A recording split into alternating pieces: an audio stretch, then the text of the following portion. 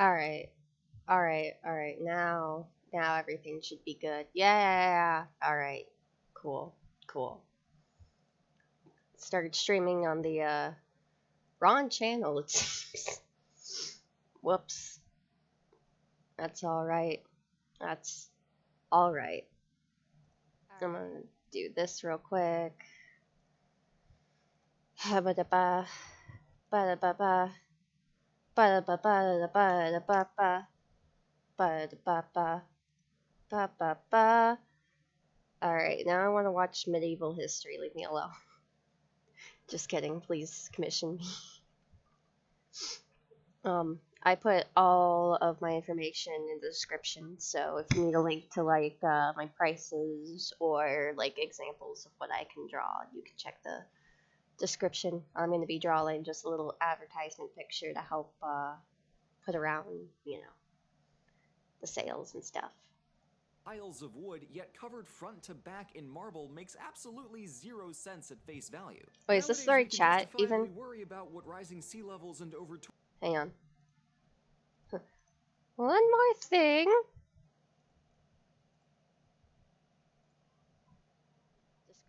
And now I'm being called. Damn it.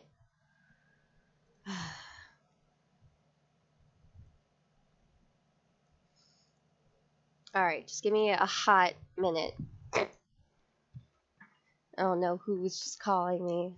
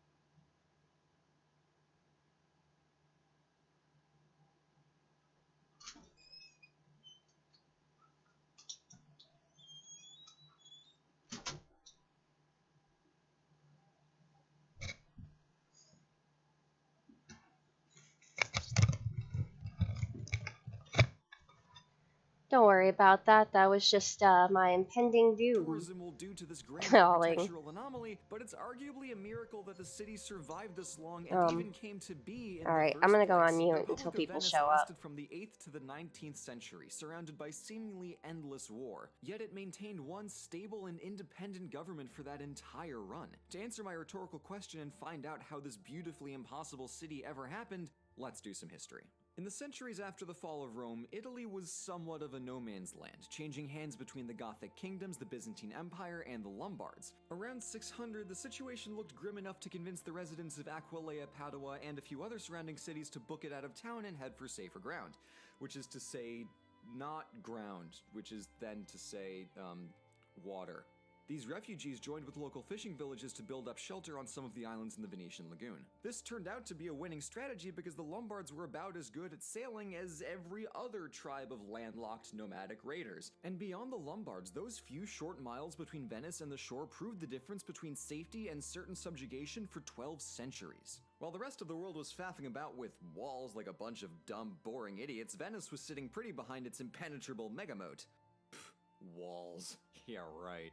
These settlers had to do a lot more than just not get conquered, and the early history of Venice was pretty labor-intensive. Since the marshy tide of the saltwater lagoon regularly rose and dipped, the Venetians needed something more stable to build on, so they drove long wooden pilings deep into the swampy ground before leveling it off and covering it. Rather than rotting, the waterlogged wood actually petrified, turning it into a solid foundation of stone. Over the centuries, citizens built the islands of Venice from literally the ground up. They also had to sort out a government. For its first century and a half, Venice was still officially part of the Byzantine Empire, but practically speaking, they were pretty autonomous under their imperial parents. It was at the turn of the 8th century when the Byzantines signed off on Venice forming an independent republic. The first doge, or duke, that we can be sure of is Orsoipato in 726, and he was unique among European rulers since he was elected. The doge was then overseen by tribunes with veto power and assisted by an assembly of noble citizenry and several small councils to help with legislation and administration. For a medieval government, this amount of civic engagement, not to mention thorough checks and balances, is nothing short of jaw-dropping. But much like Venetian geography, the government was also born of necessity. See, being smack in the middle of two giant empires, Venice could either look to the Byzantines, towards the Franks, or stay neutral. And these three factions did everything they could to stop the other two from gaining an upper hand. The result was an inconceivably well-balanced government that ruled with almost no hiccups for over 1,000 years.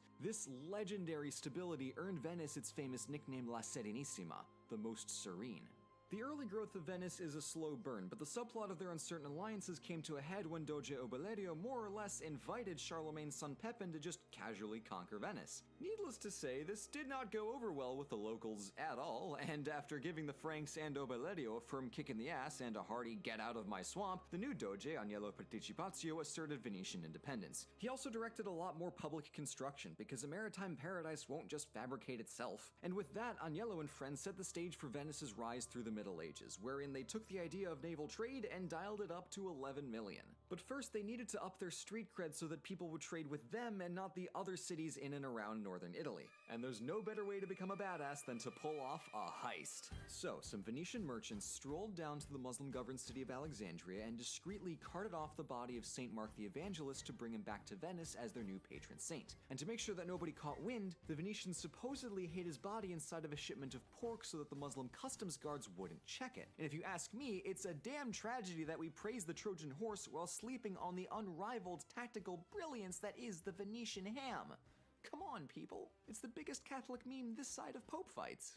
But anyway, with Mark now in Venice and corresponding lion imagery popping up in all directions, let's talk trade. And once again, the key to this whole deal was geography. Being nestled up in the eastern armpit of Italy, Venice had a straight shot to inland European markets, as well as easy access to eastern resources like silver and spices via their old friends the Byzantines. And to keep everything secure, Venice pursued the Adriatic Sea through a strict policy of "this is all mine now," colonizing islands on the Dalmatian coast to gather resources, serve as trade outposts, and put a dent in local piracy. Throughout the late Middle Ages, the entire Adriatic served as a runway for the Venetian navy, and with time it only grew as Venice developed an extensive network of coastal and island territories as part of its Stato da Mar, or State of the Sea. That right there is some lean empire building. We're talking 100% USDA prime mercantile muscle. And one of the reasons it worked so well was due to their willingness to trade with everybody, and I mean everybody. Even during the first few crusades, Venice was enthusiastically cutting deals with the various Muslim sultanates in Egypt and the Levant when no one else would. So with a little pinch of religious tolerance, they became fabulously rich. This is a great example of the Venetian mindset. In politics, trade, and culture, Venice struck a balance between giddy opportunism and ruthless pragmatism. It's almost insulting to the rest of history how efficient they were. The Signoria governed every aspect of maritime trade, from routes and crews to ship construction and cargo, but that council was run by the merchants, so everyone was working together to make it happen.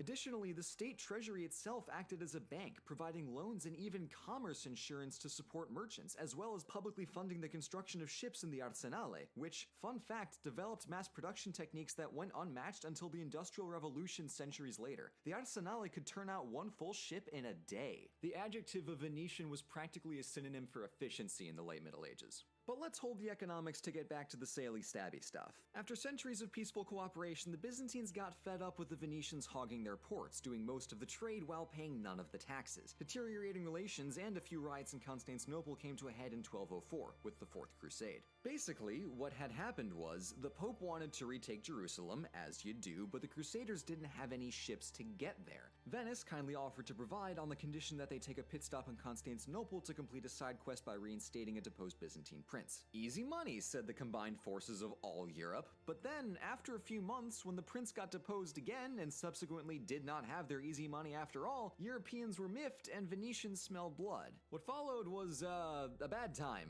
for the Byzantines. The combined armies of Europe rampaged through Constantinople, looting and pillaging, but mostly just destroying and burning things over the course of 3 brutal days. The Venetians were slightly more scrupulous than their peers and had the good manners to only steal the precious centuries-old Byzantine works of art. For instance, the famous horses of St. Mark, which, unsurprisingly, were not called that before Venice took them. As far as Europe was concerned, Byzantine territory was now fair game for annexation, and Venice promptly ignored the mainlands to gobble up the Aegean Sea. I've seen this episode referred to as the shameful glory, and I think that's really the best way to read it. Great for Venetian pocketbooks in the short term, but overall a deeply terrible thing to do, especially to your parent state. Bad Venice. Bad.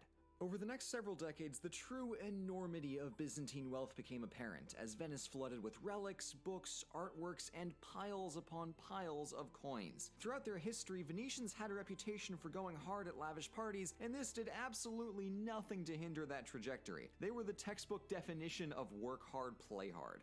That's not to say that Venice never had bad luck, and the 13th and 14th centuries saw other powers try for a shot at the big Byzantine pie. Most notably, the Republic of Genoa across the peninsula arose as the biggest contender to Venetian maritime supremacy. But Genoa is a place that isn't Venice, so I'm kind of flying blind here, which means it's time to call in the cavalry.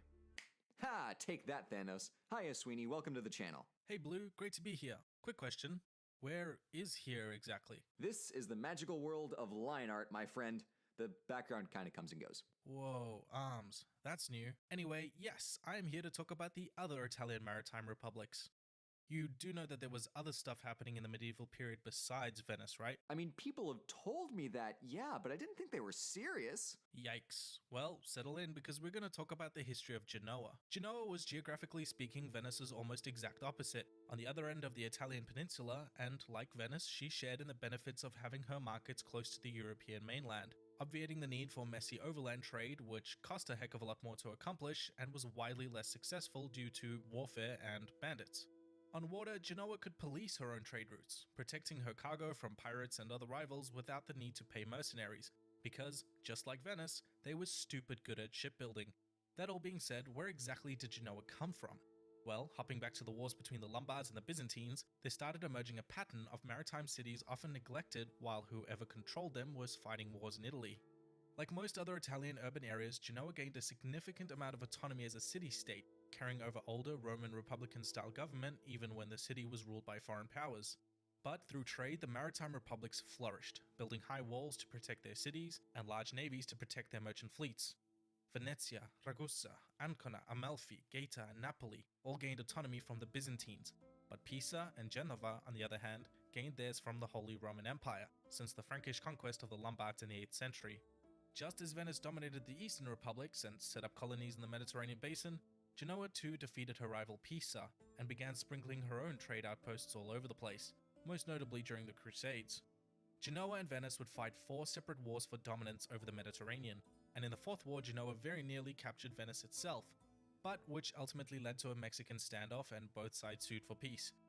These wars absolutely exhausted both sides, and Genoa was never able to fully recover like Venice was, and soon became increasingly under the thumb of the expanding Kingdom of France.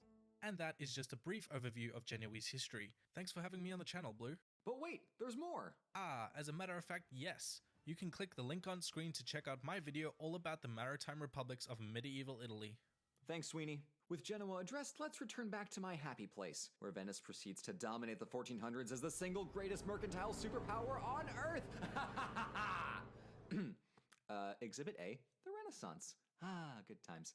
While most of Italy, even artsy-pants Florence, was in a near constant state of war, Venice had a comparatively peaceful century, as it maintained its overseas holdings and stretched out onto the Italian mainland for the first time, picking up nearby cities like Verona and Padua without a fight. With a few notable exceptions, Venice was able to maintain that terra firma for the next few centuries, and all that trade money shows because hot damn, those cities are gorgeous. Speaking of, I should probably talk about the city of Venice itself, since it's about here when it really came into its own. After hundreds of years of construction from basically nothing, Venice grew to over 100 islands. And as buildings were periodically replaced and restored, it developed a uniquely gorgeous combination of architectural styles. From Byzantine roots to experimentation with modified Gothic design and the development of Palladian neoclassicism to the adoption of Baroque, there's a staggering amount of scope and depth in Venetian architecture over time. And that's all on top of the streets being rivers. I could go on for a very long time, but this video is already pulling quadruple duty, so let's keep it moving. Renaissance, good time, art,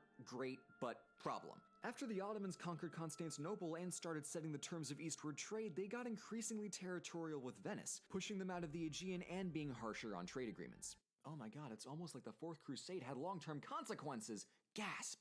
Anyway, even worse, Venice had to take up arms against the King of France and the Pope during the Italian Wars, but that is a mess of a story and it'll get its own video eventually. For now, safe to say those mainland holdings did come with some drawbacks. And finally, the worst news came from India by way of Portugal, when those wily Iberians found a direct sea route to Europe's favorite spice markets, circumventing Venice. Those are all well and terrible, but the biggest and longest lasting subplot here is the conflict with the Ottomans. The 16th century saw siege after siege as the Aegean islands dropped like dominoes. The big exception came at the Battle of Lepanto, where Spain and the Italians united, for once, against the Ottomans, thrashing their navy and stopping their westward expansion. They really made it look easy, if only they could have done that the other 20 times the Ottomans invaded. Well, Venice still held on to Crete, or Candia as it was called, through the mid-1600s, and it was a pretty cool place. After Constantinople fell to the Ottomans, Candia became a haven for Greek artists and scholars, and remained a bastion of Hellenic culture for 2 centuries, until the Ottomans took that one too. So, in these last 2 centuries, Venice was staying afloat. They no longer had the best navy, nor the entire Mediterranean in their pocket like they used to, and with trade pivoting towards the Atlantic, Venice just couldn't keep up their spot as a maritime superpower anymore. They were still independent, because lest we forget that city was untouchable, they were still having a grand old time with Carnevale every year, and because of their policy of neutrality, they were still friendly towards just about everyone. In the 16 and 1700s, Venice was without its military or economic power, but weirdly enough, because of all of these factors, the city became a nexus of international diplomacy and subsequently a hub of political espionage, which is badass. But also, its cultural significance throughout Europe had never been higher. During the Enlightenment, Venice had some of the best art, music, literature, and architecture you could find anywhere. Venice was the capital of beauty. And to think, all this started 1,000 years beforehand in a swamp. And then the Republic survived forever and nothing went wrong, the end. Oh, alright, I'll talk about Napoleon. Fine. In 1797, after wrapping up the French Revolution, he brought the Bonaparte over to Italy. After an uncharacteristically abysmal attempt at diplomacy by an increasingly frail government, Venice was unable to protect itself from France, so the Republic abolished itself and surrendered to Napoleon, consigning the millennium-old government to an ignominious death for the sake of preserving the city. And that's the story of La Serenissima Repubblica di Venezia. In the following century, Venice came into Austrian hands before finally uniting with the Kingdom of Italy by the latter 1800s. If you visit the city today, you can still experience the ever-present and undying pride for one of the most extraordinary states in history. But to answer my question from the start, how and why did Venice last? Beyond what I've said before, I think it's because the Republic effectively leveraged its many strengths, and because Venetians always worked as a team regardless of how bad things got. Always for the good of the Republic rather than their individual benefit. Across all of those centuries, the citizens were like an expanse of tiny islands joining together to become something greater than the sum of their parts. And honestly, who else but Venice could have a metaphor for their history built into the city itself? Special thanks to Sweeney for joining me on this episode. You can check out his video with this link above, and if you want to learn a whole lot more about naval history through the ages, then please check out this playlist for Operation Odysseus. It's a project that Griffin the Armchair Historian and I cooked up, with the help of 15 other wonderful channels that you can check out. Sweeney, myself, and History Time are all discussing the Middle Ages, but we've got stuff from the ancient and early modern periods, as well as the 19th century and the World Wars. This was a whole lot of fun for me to work on, so I really hope you enjoy it. Ah, yes, the Ottoman Empire, a land of proud history, unique furniture, and criminally underappreciated Assassin's Creed sequels. Between its rise in the 1300s and its dissolution after the First World War, the Ottomans have been around for a good long while, and they spanned a lot of the Mediterranean in the interim. Early modern Europeans refer to them as the sick man of Europe as a polite way of saying just die already, but as we'll see, that lasting portrayal of weakness and seemingly perpetual decline really misses the point. So, to find out what makes the Ottomans more than just a sick man, let's do some history. Early Ottoman history is notoriously murky because they didn't do a lot of writing until they stopped moving their capital every 30 years and properly settled down. But it all started with this one guy named Osman, who had a very apocryphal but nonetheless interesting dream of a tree growing out of him and covering the entire world in its shade, which is some pretty hardcore foreshadowing. See, Osman was the leader of a small Anatolian tribe left in the messy post-Mongol power vacuum, and as far as his descendants are concerned, their empire started with him, which is why we call it Osmanlı or Ottoman. He and his son Orhan got to conquering and pushed northwest to Bursa and then across the Hellespont to Edirne, the latter of which remained the Ottoman capital for nearly a century. Now, when it came to holding on to their land, the aging Byzantine Empire had the grip strength of an arcade claw machine, and no one demonstrated that better than the fourth Ottoman Sultan. Yıldırım the Thunderbolt Bayezid earned his awesome nickname by doubling the empire in a decade. This is your empire, and this is your empire on Yıldırım Bayezid. Yeah.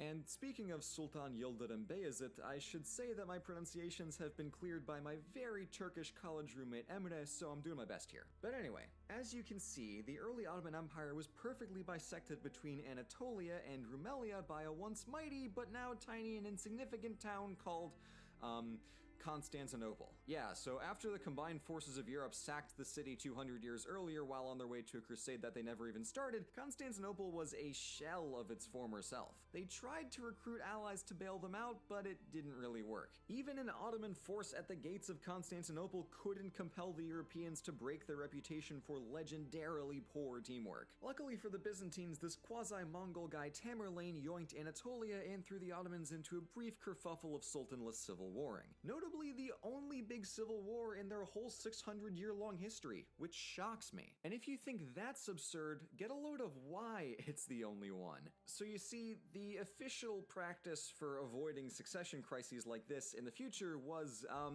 state-sanctioned fratricide? Which sounds really stupid, because it is, but it worked though.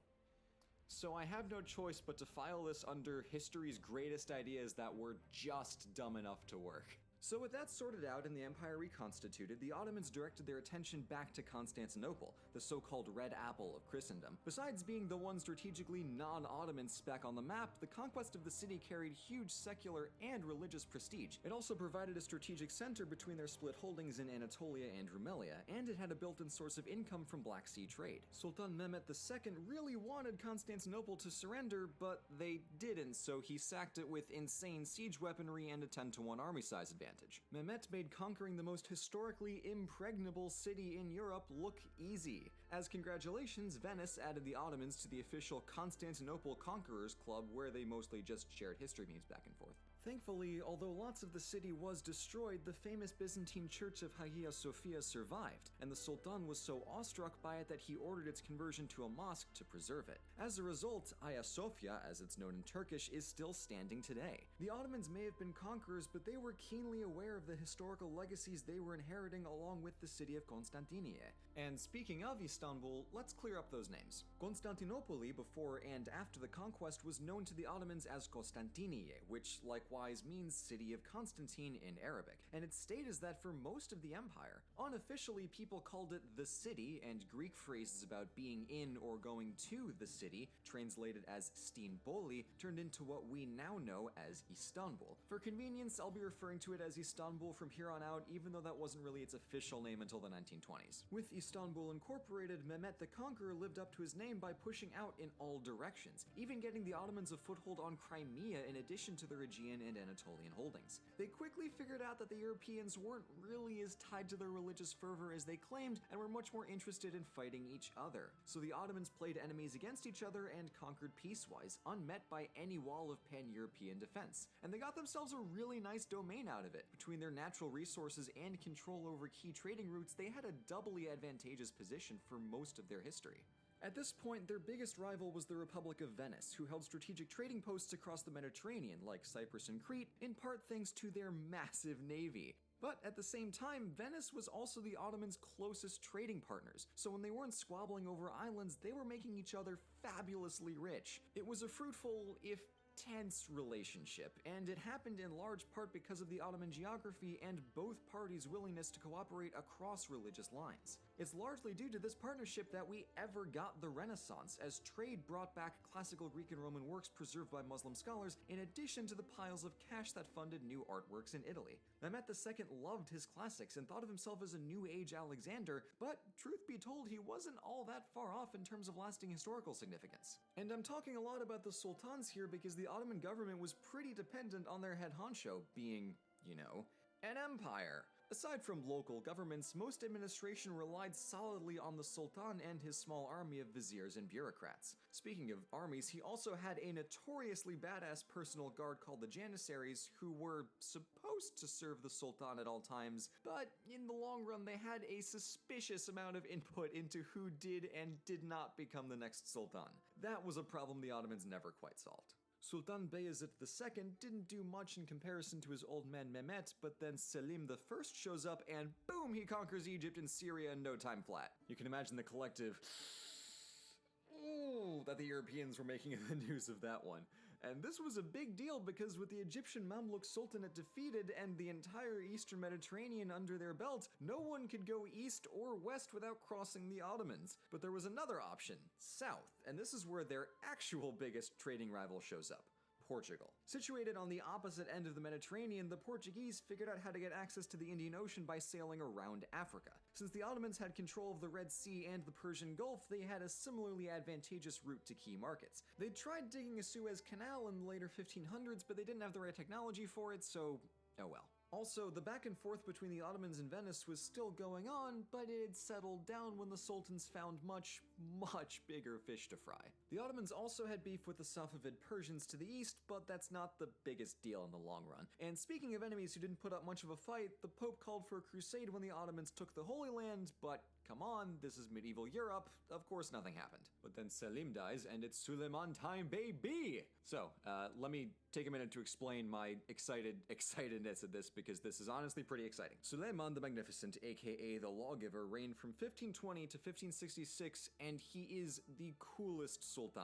Call me basic all you want, but I know what I'm about. In addition to codifying secular and religious law to make the justice system fairer and more efficient, he went on 13 campaigns in pretty much every direction. Europe was convinced that Suleiman was using cheat codes because the game looked like it was way too easy for him to win. He also sorted out some trade deals with the Portuguese, which before then had been rather messier and involved a lot more cannons. So he fixed the laws, expanded the empire, solidified a gigantic source of revenue from Indian Ocean trade, and things were looking pretty dang good. good! For most, the reign of Suleiman was without a doubt the golden age of the Ottoman Empire, and it's because of this ridiculous trade money that he was able to go all out on building projects and art. In addition to the strong colors and bold designs of silks, manuscript paintings, and unreasonably gorgeous calligraphy, Suleiman commissioned hundreds of mosques and other buildings across the empire. The most famous examples are from the architect Mimar Sinan, whose work set the tone for centuries of Ottoman architecture. That man really knew his geometry, but let's get back to the matter at hand. It's after Suleiman's death that the general perception of the Ottomans starts to shift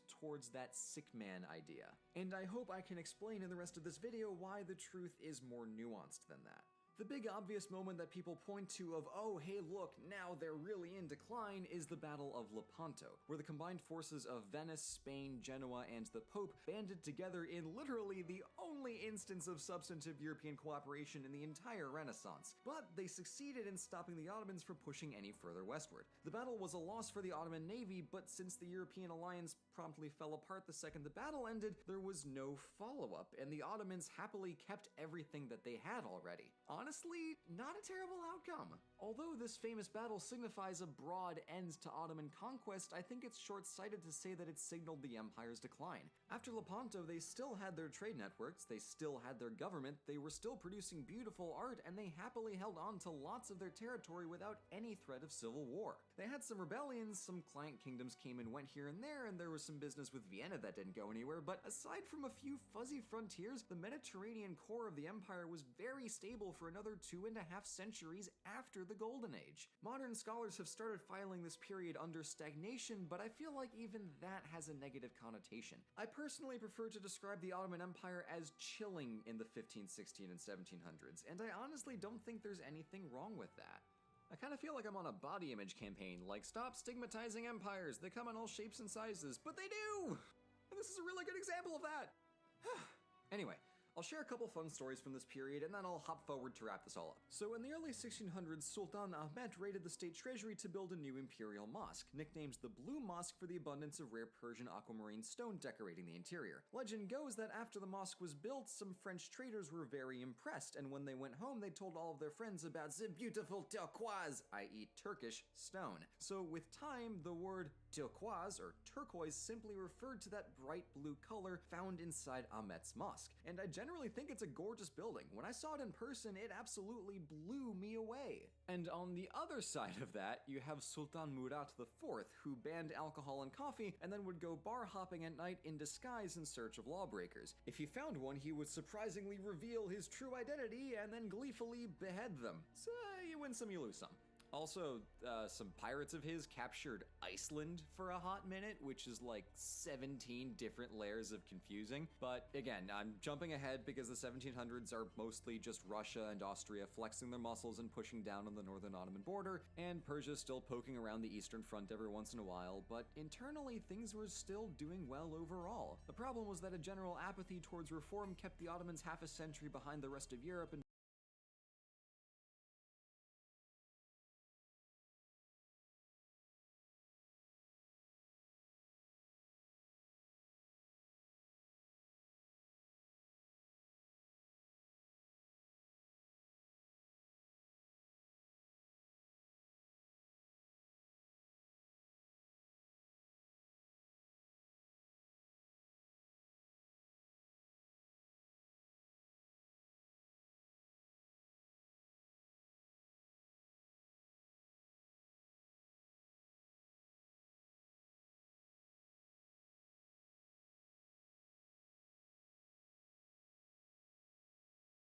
saw 50% of the Balkans go poof. England officially swiped Egypt for themselves in 1882, and I just hate how that happens.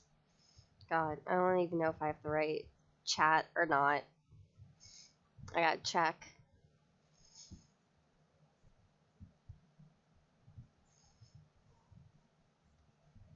Ah. I don't know, there's nobody here.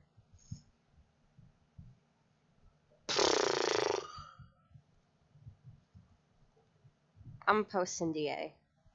Hang on. Let me just kind of black out real quick. I'll still have history playing in the background. gorgeous. The best part is, Ebru is still widely practiced today. But returning to my earlier point, pretty pictures usually can't save an empire, and the fact that them sort of keeping pace is news proves the point a little bit, so let's wrap this up. After the Ottomans allied with Germany and the Central Powers in the First World War and promptly lost, the post-war Sykes-Picot Agreement between Britain and France carved up the Levantine and Arabian territories, confining the Ottomans to Anatolia under strict supervision of the Allies. The Turks proceeded to fight back against the Allied powers in the Turkish War of Independence, which ended with Mustafa Kemal Atatürk and the Republican People's Party officially canning the Ottoman Empire and founding the modern Republic of Turkey. I'm having fun with the Turkish word, sue me. And that's the Ottoman Empire. It had a really long run, and I would say a pretty solid one at that. While it's a fascinating story in general, it's useful because it addresses how we see decline. The Ottomans had a rise, a peak which turned into a long plateau, and then a sharp fall at the very end. It's crucial to our understanding of history that we recognize the possibility of unconventional historical trajectories, like for instance how there can be a middle ground between Golden Age and horrible collapse. The Ottomans are a great example of how an empire with good geography and solid economics can spend over 2 centuries doing the impossible, sitting back and chilling out.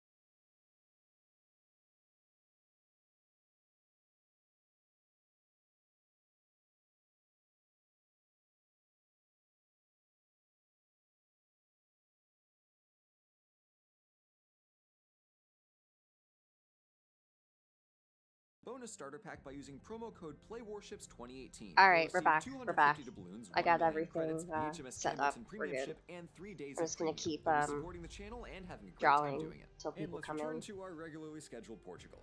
While the Iberian Peninsula was in a near constant state of flux between 300 BC and 1100 AD, changing hands between the Carthaginians, the Romans, the Visigoths, and the North African Moors, the Kingdom of Portugal got its proper start in 1139, during the several century-long Reconquista. It was originally one of a few kingdoms fighting back against Muslim rule, including Leon, Castile, Aragon, and Navarre. While those 4 gradually coalesced to form Spain, Portugal kept to itself on the Atlantic coast. In the centuries between their founding and the final expulsion of the Moors in 1492, which is the same year as Boat Boy, go figure, Portugal didn't have much in the way of economic opportunities, with the Straits of Gibraltar blocking their connection to the Mediterranean and not a lot of natural resources to work with at home. That started to change with the reforms of Prince Henry the Navigator, who possibly started a navigation school at his villa on the southern tip of Portugal. It was supposedly here that the fledgling Portuguese naval tradition really picked up steam, teaching a generation of baby explorers all sorts of cartography, geography, ship engineering, and sailing techniques. I'm hedging my words here because there's actually some debate as to whether this famous school was really that big of a deal or if it was just a myth. I can't say for sure either way, but the fact of the matter is that somewhere in Portugal, people were learning how to boat.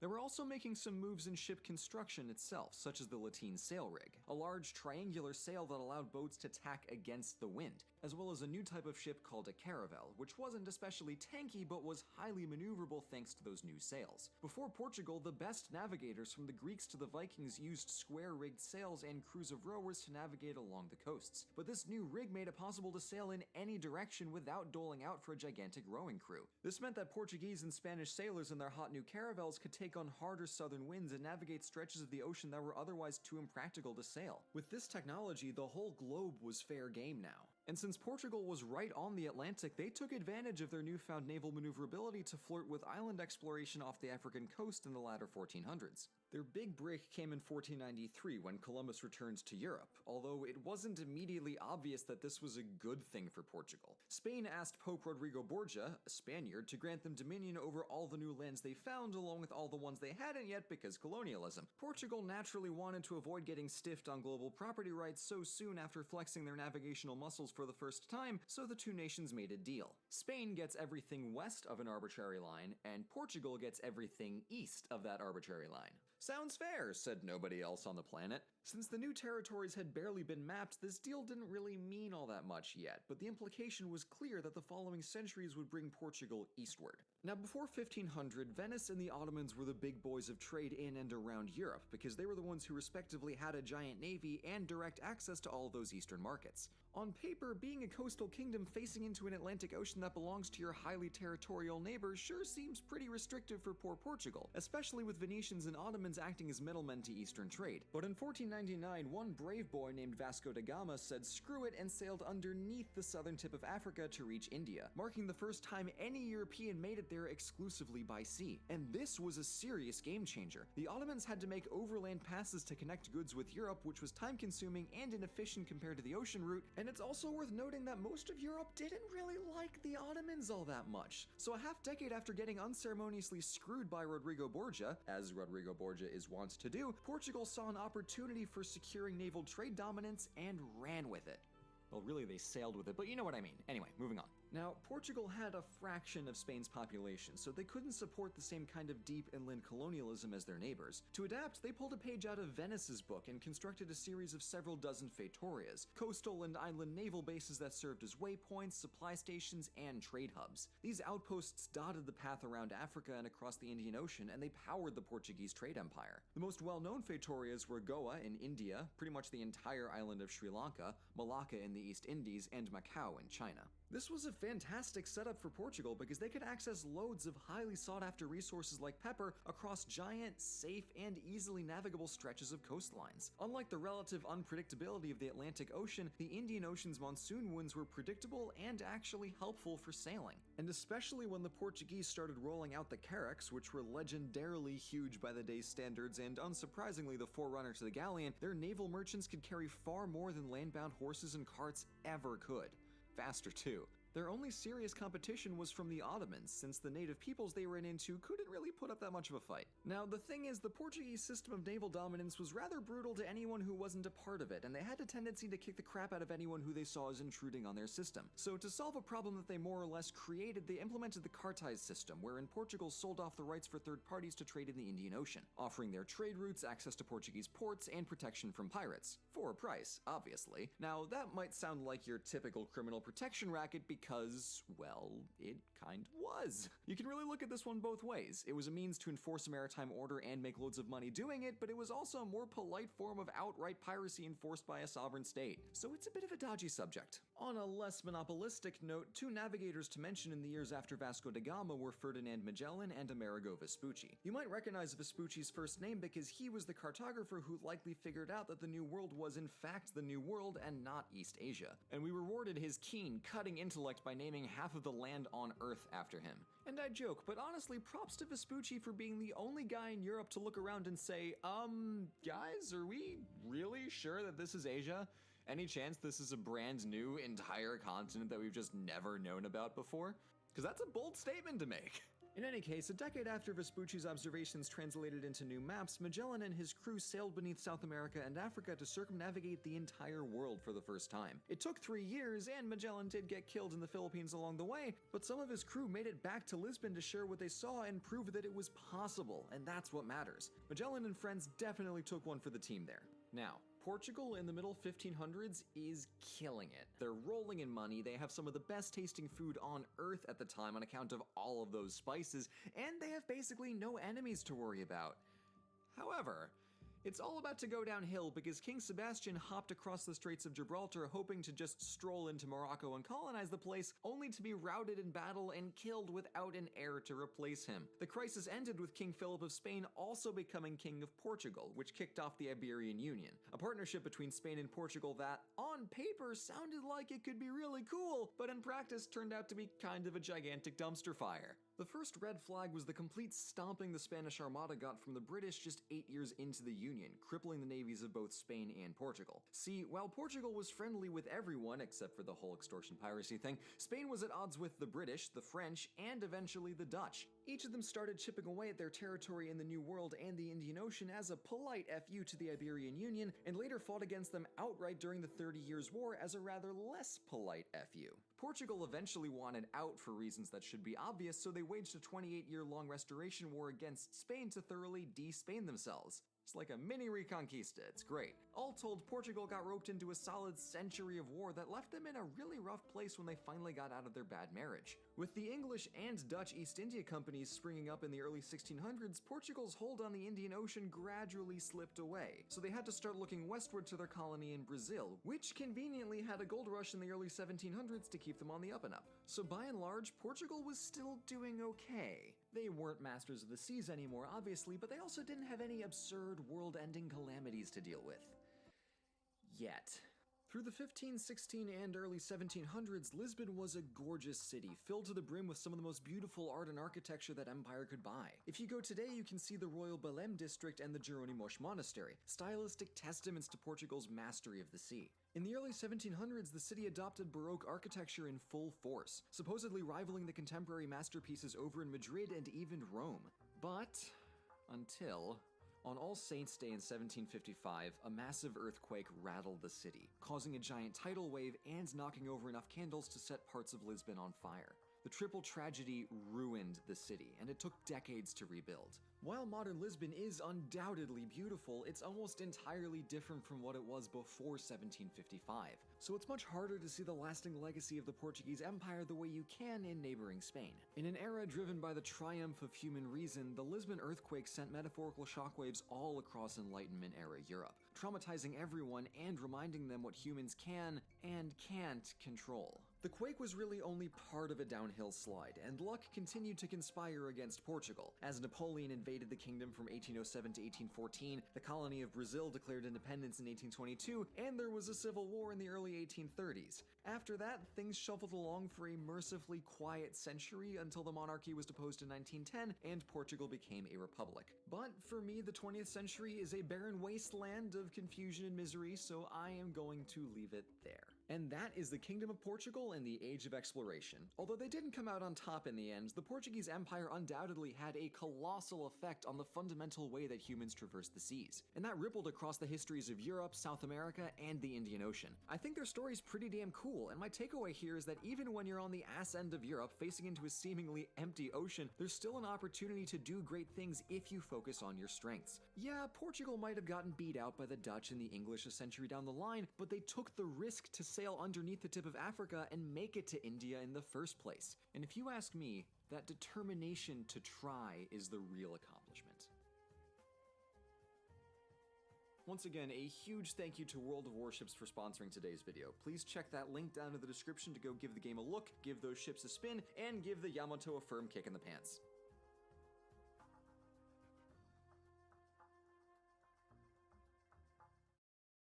You know how a bunch of ancient Greek myths make a really big deal out of hubris? When some ancient hero gets too full of himself thinking he's invincible and only realizes that he's not invincible when he's already been impaled and or disintegrated? Well, Athenian history is a grade A example of how hubris can make and break you. So let's get into it.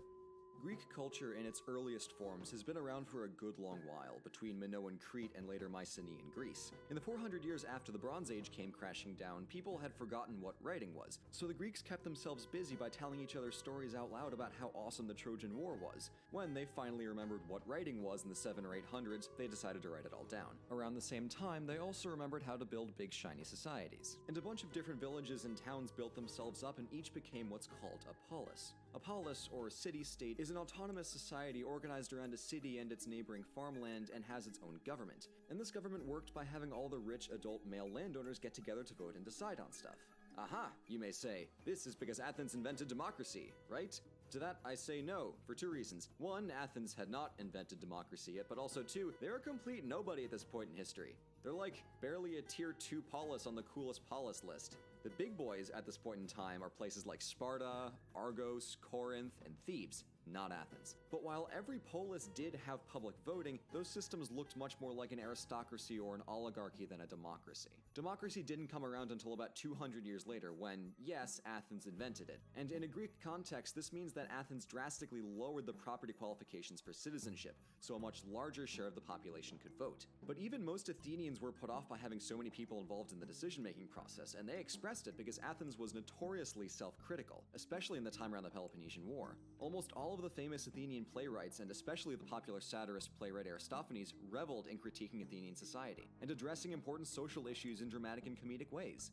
But remember, back to history, at the turn of the 5th century, Athens is still pretty much irrelevant at this point. Things would change as a result of Persian expansion from, well, Persia into western Anatolia, where a lot of ethnic Greeks lived. And much like an excellent assortment of ice cream, there are a bunch of different flavors of Greek, but you might be familiar with two. Ionian, Hello. like the columns. Hello. Greeks mainly lived in the Peloponnese. Is it too loud? It might be a little too loud. My bad. There we go.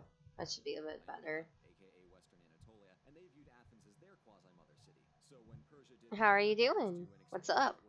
the Ionians did what subjects do and revolted. The Athenians, being the good mother city they were, went to help. They failed to defeat the Persians, but they succeeded in making them angry, which, now that I think about it, is probably worse. As a result, the Persian king Darius decided, alright, screw those guys, I'm going to sail right over to Athens and deliver a strongly worded letter expressing my disapproval. And to make sure he got the point across, he also sent along his army, which might be the more relevant factor at play here. So Darius sent 25,000 of his most heavily armed mailmen to the coast of Marathon, where the Athenians met them for battle. By all accounts, the Persians should have easily beaten the Athenians and gone over to take over Greece, but the Athenians played the waiting game, and when the Persian cavalry was away, probably playing polo, the Athenians attacked, enveloping the Persians Oh, in hey. battle. This What's came up? as a surprise to the rest of Greece, as next to no one was expecting been a while. polis like Athens to be able to beat Persia in a fight. So Athenian prestige shot up massively overnight.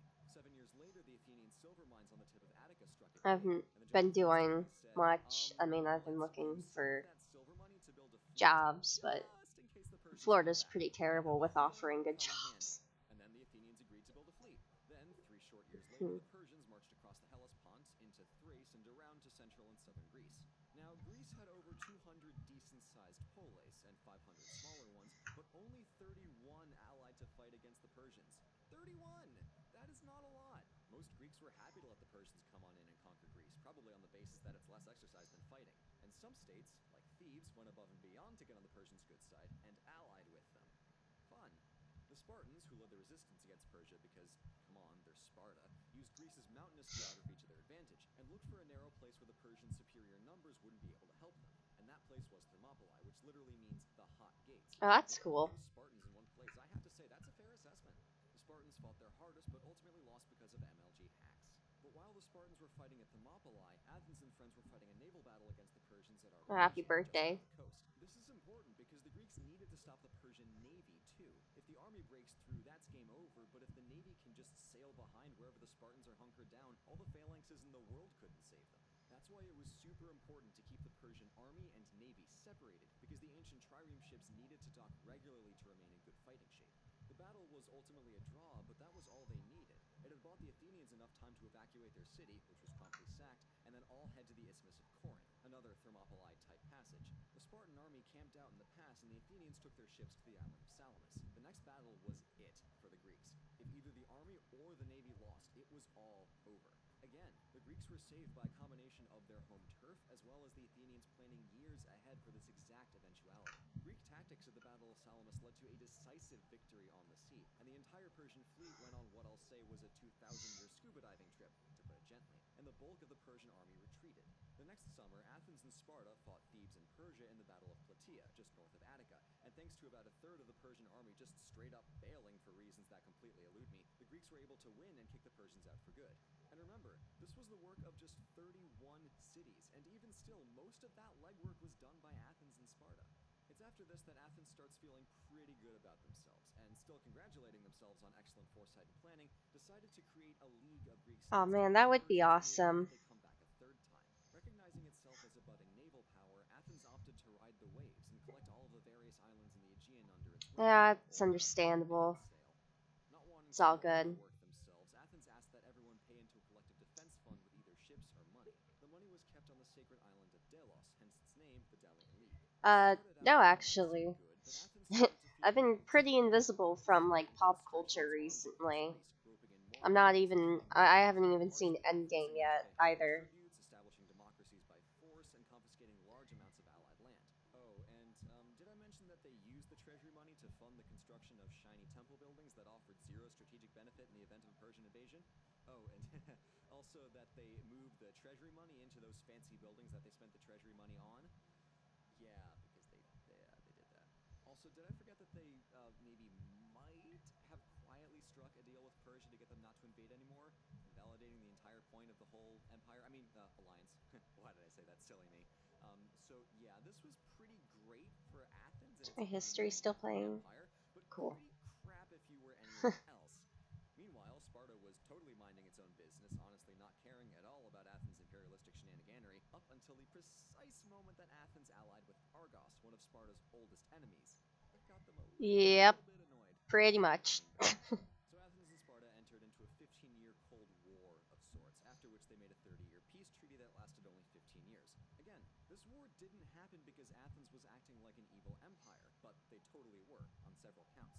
Sparta didn't care about that. It was that Athens was butting into Sparta's sphere of influence by aggravating Sparta and her allies in several ways. At this point, Athens had gone mad, and war was inevitable. The problem was that, unlike in the Persian War, each city had no intention of directly attacking the other. Sparta was protected by how far into the Peloponnese it was, and Athens, though somewhat exposed, had built long walls to the Piraeus harbor, ensuring its maritime supply chain couldn't possibly be broken. So each side pursued a different strategy. Sparta wanted to draw Athens out into an open battle and crush them, being the kick-ass Spartan soldiers that they were. Athens, meanwhile, had no intention of fighting Sparta at all, and was content to wait until the Spartans got bored and ended the war. The difficulty for this strategy was that Sparta was really smart, and every summer they went out to Attica and destroyed a bunch of farmland around the coast in plain view of the city, hoping to bait Athens into a fight. Athens, I've got to give it to them, held really strong. They watched farms that their families had worked for decades and generations get completely destroyed, but they still didn't fight. Instead, a lot of fighting took place on the periphery, as both sides would poke and prod at each other's allies. There were a lot of small battles in the first phase of the war, but I'll mention three in some detail because they're important, as well as being good stories. First is the multi-year-long Theban siege of Plataea, otherwise known as the Ninja Ramp War. So in 431, Thebes decided to go stomp on innocent little Athenian ally Plataea, and the story is a little ridiculous. Oh man, is it? First, the Thebans It is a sent little 300 old. ninjas. I Yes, haven't like basically live ninjas into the city streamed after in dark, a tasked with couple of bringing Plataea into a eons. Theban alliance, by force if necessary. The I ninjas were should ultimately discovered, and the entire town fix rushed that into a real quick. hilarious melee with those Theban ninjas, killing them all. Then Thebes attempted to siege the city outright, and built an earthen mound, or a dirt ramp, over the walls. So the Plataeans cut a hole in their wall and dug out the dirt. So the Thebans threw on more dirt, and then the Plataeans dug out the dirt from under the ramp. And then the Thebans threw on even more dirt, and then the Plataeans built a second wall inside the original wall, and eventually the Thebans said, alright, screw this, and brought over Sparta, and the two of them built a moat around the town in an attempt to starve it into submission. Plataea ultimately appealed to history, arguing that Thebes was evil for siding with the Persians at the Battle of, remember, Plataea, at the end of the Second Persian War. Sparta's harsh pragmatism then took over, and they asked the Plataeans, well okay, but what have you done for us in this war? To which the Plataeans had no answer, and in short order the city was razed to the ground after 4 long years of fighting. Now that is cold. If you thought Sparta was the good guy in this war, you are unfortunately mistaken. If you also thought that Sparta was any good at sailing, you are quite sorely mistaken there as well. The battles of Naupactus both illustrate how the Spartans, despite far superior numbers, are complete crap at naval warfare. In the first battle, the Spartans adopted a ridiculous formation and the Athenians beat them. And in the second battle, an Athenian ship pulled off what amounts to a trick shot, and the Spartan rowers all dropped their oars in shock, allowing the Athenians to beat them in the ensuing confusion. That's So awesome. history makes at least this one easy for us. Spartans are pretty much only good on land, and Athenians are pretty much only good at sea. Partially explains why the war was so damn long. And Finally, in 425, a series of basically accidents led to Athens winning a strategically important battle on Spartan soil. So some Athenians were tooling around on the west coast of Peloponnese on their way to do something else, and a storm forced them to stop. The general Demosthenes, who also later appears in the Sicilian expedition, insisted on docking and encamping at Pylos. Sparta, panicking, sent soldiers and ships to the Bay of Pylos in an attempt to kick them out. Athens won the naval battle, obviously, and the Spartans on land retreated. Except for the poor sods who happens to be stationed on this island over here and had no way of escaping. The Athenians shot arrows at the defenseless Spartans and famously took 120 of them as live captives. This had a strategic effect on the war too, as it gave Athens the leverage to stop Sparta from running up to Attica every year to wreck their farmland, which was really helpful. Sparta, recognizing their moment of weakness here, offered peace. Athens, of course, refused on the basis of, no, you want more stuff, so much for peace. A few years later, Sparta wised up and attacked Athens where it mattered most, their navy. They headed up to the northern city of Amphipolis, which was Athens' link to their supply of timber and silver, both of which were essential to shipbuilding. Athens tried to get it back, but they failed, so they reluctantly agreed to a 50-year peace treaty. Okay, take a guess. How many years do you think this 50-year peace deal is going to last? This is so stupid. 3 years! That's it! 3! Not even kidding! This was because Athens allied with Argos. Again. And Sparta got real angry about it. Again. And this time they won a resulting battle. So, again, so much for that peace, huh? Psst. Hey Athens, do us a favor and recognize my desktop. Then, 3 short years later, Athens launched its wonderfully disastrous Sicilian expedition, which I discuss at length in this video about my all-time favorite historical troublemaker, Alcibiades. It also covers most of the rest of the war, so I'm going to fast forward through that for the sake of time. In 405, Persia, of all people, allied with Sparta, because they were probably getting annoyed and a little uncomfortable by how much Athens was putzing about so close to Persian territory. So they gave the Spartans tons of money and tons of ships, which allowed them to seal the deal and end the war in very short order. After the war, Athens remained a cultural and academic center in Greece, but politically and I hate militarily prototype. gained their relevance. And given they've been coasting off of the Parthenon for a good 2,500 years, I think they came out of the 5th century all right. Following I still haven't gotten anybody yet. 10,000 Greek mercenaries and soldiers into the I'm heartland of just Persia. listening to history Those 10,000 Greeks needed to book it and out of Persia or die. making an They did advertisement. amazingly. That story, told much better by the Athenian historian Xenophon than it is by me, is called the Anabasis, or the March Up Country, and it's a genuinely unbelievable survival story.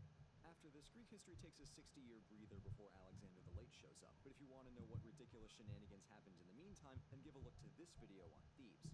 For now, that's pretty much Athenian history for you.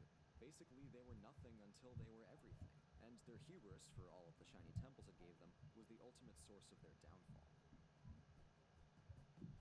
Aw, thank you. Yeah. I hope people are gonna start coming in soon. I mean, I have been kind of dead on the internet for a little bit. I'll also be the first to admit that putting into perspective the political, Ah. military, and economic dominance of just one city over most of Greece is That's alright, prototype. I didn't expect you to have any money to buy stuff anyway. But I know you know a lot of people that like to buy stuff, so. Money tucked away in their treasury for most of the 5th century BC, on account of those guys having extortion down to a science. For the most part, the Parthenon serves as the definitive-ish symbol of Athenian power, a giant, elegant, and brilliant monument to Athena, and, by extension, to Athens itself. But I offer you the possibility that there's something far more quintessentially, emblematically Athenian Wait. and indicative of Athenian power than anything else. And it happens to be almost 30 miles away from the Parthenon. It's the Temple of Poseidon at Sunia. Both mythologically and historically. What are we talking about? Let's talk about Egypt instead.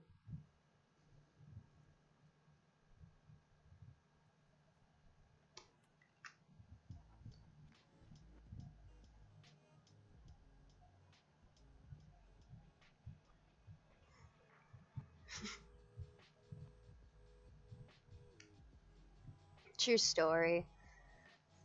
It's alright. It's literally just food places that are hiring right now. In ancient Egypt, myths And together like sugar and arsenic I powder. really don't want to ever work in food again. so I'm kind of stuck doing this right now. If you do get them confused, you're probably gonna have a bad time. Egyptian history can get really complicated and uncertain. Dude, I love Egypt. Egypt's like my favorite. Well, it's not my favorite part of history, but it's certainly like one of my favorites to hear about. I think my favorite part of history is when, I don't know, actually. That's a really good question. Now, interestingly, one of the myths about Egypt we should dispel first is that it's too mysterious. One of the most common instances of this particular myth is the idea that we have no idea what ancient Egyptians really looked like. And there is some truth to this. You see, Egyptian Pharaoh Man is very good. in it. First off, they used this thing called hieratic scaling, which meant the more important something was, the bigger it was represented. They also put a lot of work into making every character represented complete, in a way. See, there was this idea that the paintings or representations of you determined how you'd look and function in the afterlife. As a result, you got that weird pseudo-profile art style that showed the face in profile but the eye from the front, always made a point to show all 10 fingers on anyone, show the torso from the front but the legs from the side, you know, all that good stuff. It was meant to show the body in full so the person wouldn't be missing anything important when they died. Then why were their faces in profile? Because profiles are pretty, damn it. Anyway, the third thing in True Egyptian story. art is that the colors used weren't representative or realistic in any way. Because in Egypt, the colors had meanings. Black meant good things like order, life, and fertility, since black was the color of the Nile silt that made the banks of the river so fertile. Green meant fertility too, but specifically it was representative of plant growth and agriculture. In fact, this is why Osiris is green, of all colors to paint him. Not just because he's dead, but because he's a god of agriculture, growth, and change. Beyond that, blue meant the sky, gold meant the sun, and red meant the desert, which was also representative of chaos. The inherent meaning in these colors is why we have such a technicolor array of people represented in Egyptian artwork. But before the inevitable cries of, well, see, we don't really know what the Egyptians looked like, so it's totally cool that we make them all white in any given Hollywood production because you don't know that they weren't, I'd like to inform you that we actually do know that a significant portion of the Egyptian population was Nubian, which meant that they looked like this. Christian Bale does not look like this. Nubian society had contact with Egypt as early as 6000 BC. That's more than Oh, really? 1,000 years That might be before cool to stream at some point. to what we consider the Old Kingdom. Maybe. I don't know if I'm gonna be coming back to like full-time streaming anytime soon, but I've certainly been thinking about it. If anything, if I came back to streaming, I'd only do it like every once in a while. We can make a number of educated guesses as to what the population probably looked like after 3,000 years of regular contact and cultural fusion with these fine folks. Suck it, Hollywood. So now that the broad context is out of the way, let's dispel some more specific myths right off the bat. First up, Egyptians were not as obsessed with death as they're commonly portrayed. In fact, there's plenty of evidence to the contrary. We think that they were always That's awesome. because the most lavish and detailed You don't really see that in ROM hacks very much. That is really cool. I actually was checking out like leaderboards for world records of Mega Man X speed runs.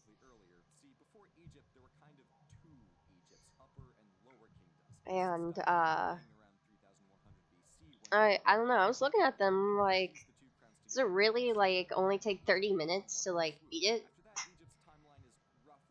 As the world record is 31 minutes, and the world record for like 100% run is 34 minutes. And I can normally like beat Mega Man X within an hour or so. So I've been thinking about doing speed runs recently. I think that would be pretty good. In order to be able to submit your speedruns to the leaderboard, it depends on what version of the game you play, and it's very specific about it. If I played on the collection, I would have to specifically submit my score to the collection board instead of the actual, like,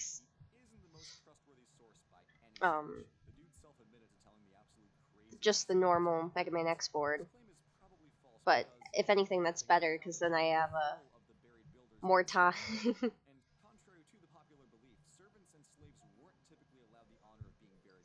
that's also true, but I'm talking about like doing 100% run. I'm pretty sure using exploits is like not allowed in 100% runs, but I could be completely wrong about that. Also, chemical analysis revealed that these builders ate beef, which was a delicacy in Egypt, which leads us to believe that they were well-respected and highly skilled builders rather than simple slaves. And don't get me wrong, the peasant class was absolutely conscripted into building monuments pretty regularly, but the pyramids were something else.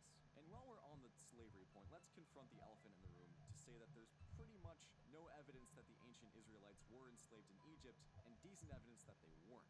If 2 million Jewish slaves, a sizable chunk of the population, mind you, just walked away, the Egyptian economy would have been devastated for centuries.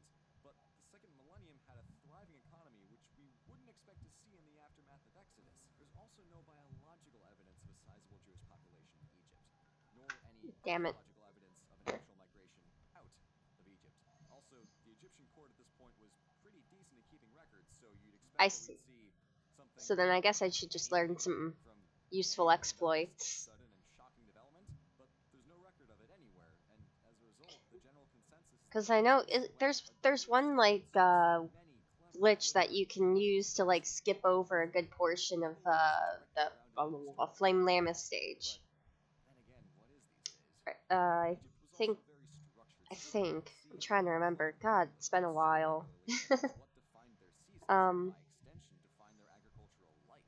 but I'm not sure if you could still get like the upgrades that way. Next came Peret, where they planted, and Shemu, where they harvested.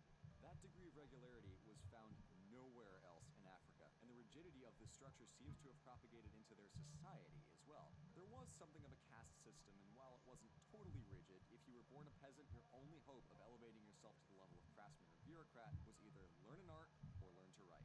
Neither one was easy, and even then there was no hope of becoming a priest if you weren't born one, let alone pharaoh. Weirdly enough, despite the caste system, there was a surprising amount of equal opportunity between men and women.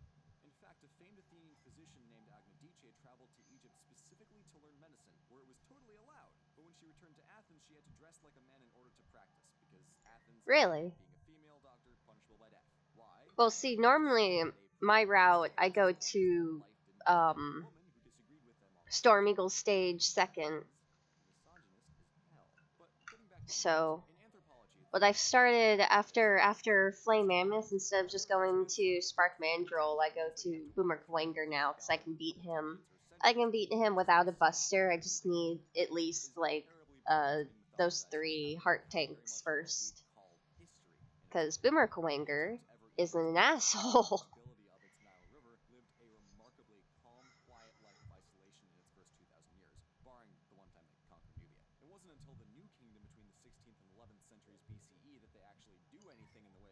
Okay. I'll update the Discord link in a minute. I'm just trying to do this real quick. I'm almost done with the line art.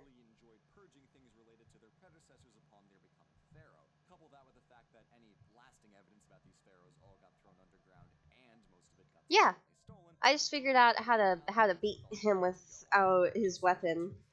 Because with his weapon, you just kind of have to like sit in a corner and spam the fuck out of it until he dies. But you actually have to like learn his like pattern. He doesn't even really have a pattern either. It's sometimes I feel like it's literally like random, but I think it's like that on purpose.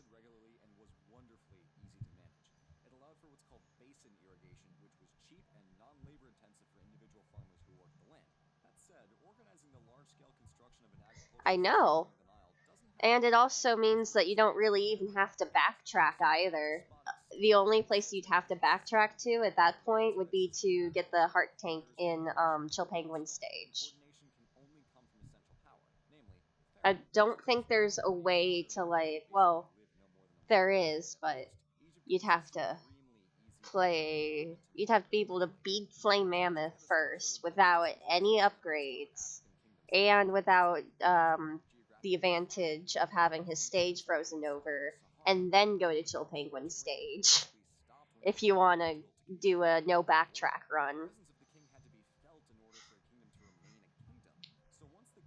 distant voice with some 30-day lag in news or orders, he stopped feeling like a king, and the people who lived out there stopped treating him like one. Egypt just didn't have that problem because the livable area was small and manageable already. You knew the government was present because their ships patrolled up and down the Nile all damn day. As a result, Egypt was a single, centralized society. This is completely distinct from Egypt's contemporary Mesopotamia, which was structured as a collective of city-states dotted around the Fertile Crescent. Mesopotamia, literally between two rivers in Greek, was an area sandwiched between two main rivers, which I just said, with a series of small channels running between them. This setup made it impossible Oh, for that's one cool. society to effectively control the others. Yeah, I As a need result, a to series of small, independent city-states split. what is it? These I polis-style I, I cities want to were start organized streaming more into games on BCE, my Middle game Kingdom, channel. all follow this It's pattern just that I of don't really organized find myself like city-states. playing video However, games as much in as a lot of I ways, really they used to, centralized which most of is the craft and trading with each other like mad. I guess I'm The just point is, trying to Egypt find was other back, things and I'm despite into right arguments about the now lack of this and retreat from the old find world other Egyptian interests kingdom, and we know a lot about its economic and you know. developmental history. For the sake of completeness, Egypt's rough chronology goes as follows. The Old Kingdom from 2700 to 2200 BCE was the building stage, when Egypt sorted out its agricultural system and had a go at making giant stone polyhedrons. Near the end of the period, there was a severe famine, which resulted in the government being unceremoniously toppled, like a cat tipping over a canopic jar and spilling guts everywhere. The century-and-a-half It's period black, of white, or religious white, strife that black. ensued was the first intermediary period. Yet, oddly, there was a concurrent boom in writing and art. After some light I civil think war it's and white, the absence black. of any convincing government, Theban society stepped up, kicked ass, and became the new rulers of Egypt in the Middle Kingdom. In the Middle Kingdom, from 2100 to 1700 BCE, modest land expansion and a more secure supply of Ooh. resources I've helped also been Egypt avoid having famine back as much as problems possible. recently, which has kind of been Politics started another to reason develop, why I've and also not been settlers began streaming to as increasingly much because it inclusive of hurts and to just sit in capable this in like ways that chair. involved characters in detail. The period drew to a close upon an invasion by the Hyksos, a people of mixed heritage from probably West Asia, who usurped the pharaoh and ruled the kingdom for over a century. More civil warring ensued, and once Oh. the Hyksos were expelled, the Egyptians, understandably shaken Yeah, from the it's invasions of the first understandable. time ever, and definitely not wanting to let that happen again, resolved to push out in every direction and I've also went way east also been across the Sinai I've been Peninsula and into expending Arabia. most of This was my also time the into Third Kingdom, which lasted from about 1550 odd to jobs 1150 and BCE. In the beginning, just the kingdom trying to was find hard, like as I don't know. trade routes were reestablished, serious It's diplomatic like tensions weird to developed, talk and for about the on first time, stream, but even though like the land was being conquered. Most of just the trying to difficulties find we had to like deal with felt actual as inner minor, peace as for historical once. records get better as time goes on. One such pharaoh was Hatshepsut, and she was awesome. Not only was she the one to Oh introduce the no. world to those sweet trade routes, she was a prolific builder I and was know. ordering more construction projects than any other pharaoh. The things she made were so impressive, her successors regularly took credit for them. That's how you know it's good. And this was a bit of a I rare blame breed. McDonald's for my back Pharaohs trying to problems. wipe out all memory of earlier rulers for the sake of Went from protecting like their own image. standing for That's 6 so bad, hours right? to sitting The for Old 6 Kingdom pharaohs made a hours for a concerted effort while to just was elevate the not statue of a local god good, Amun and I to think I'm national still prominence, suffering from that. contrasting with a sun god to become Amun-Ra, adopting the image of the all-powerful I've been sun like god that was trying to do dictated by stretches Ra. more, This was cool and because Amun-Ra is great, but one asshole decided he wanted to ruin the fun for yeah, everyone, and that's his name pretty was much just Marduk. about it. What I Marduk can was a do typical Jack for of my all trades back guy right who now, wanted to because be like the I pharaohs and am wipe out all other gods ass except broke. his buddy, the sun god, Aten, pretty much only because Akhenaten didn't like the temple of Amun and how powerful they were getting. His son Tutankhaten, thanks to the urging of those very same Amun priests, indulged in some healthy teenage rebellion and changed his name to Tutankhamun, as well as restoring the old gods to their original status. After that, Egypt just collectively decided that this whole Akhenaten episode never happened. Aside from that, King Tut didn't really do much of anything before dying of something or other. The reason he's so famous nowadays is that he's the one whose tomb wasn't robbed. British archaeologists found it entirely intact some 3,000 years later, or at least entirely I'm intact trying to enough like come that up they with had no ideas evidence of to what to prove it. do Then after ancient this if like no artifacts one and still comes in. nah. I think I have a plan. Anyway, I might just go on like a King Tut break for a likely couple of lost minutes and centuries then ago, come back. but his wasn't is a big enough deal to warrant his fame. And The then other if no famous one's pharaohs still Ramses in II, that wants who fell next to commissions, I'll just Hatshepsut, work were the on most some successful pharaohs adoptables ever, I've below, been of course, Yami-Yugi. doodling with in the background. Ramses waged multiple military campaigns and built a Hmm. splendid assortment of temples and monuments.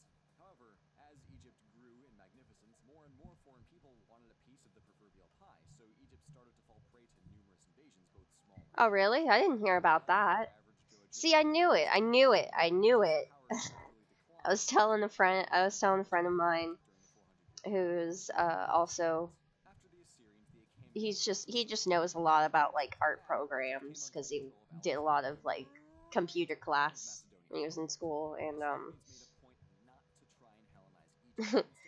he was like, Gimp's so old, they're never gonna come out with a new version. It's been so long since the last one. I'm like, dude, it's like the same gap between like 6 and 8. There's gotta be a new one coming out soon. So that's cool. I'm gonna look at that when I'm done, actually.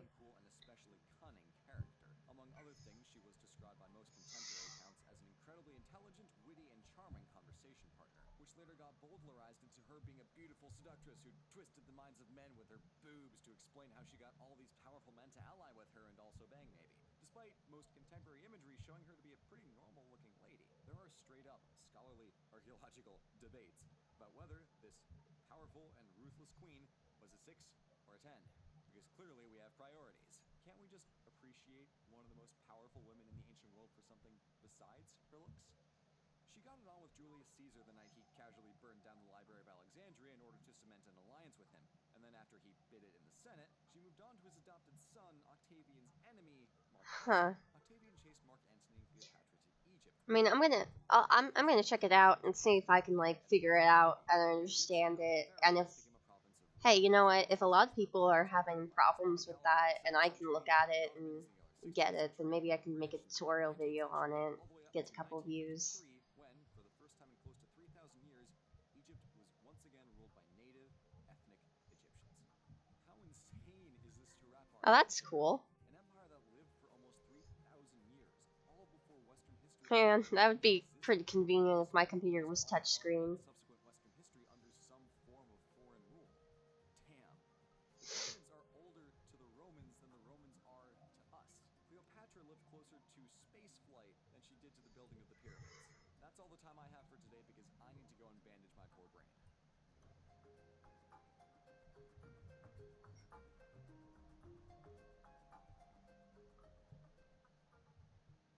Does anyone want me to put on anything other than history? Or can I keep listening to Egyptian history? I mean, I'm pretty sure it's just you right now, Proto.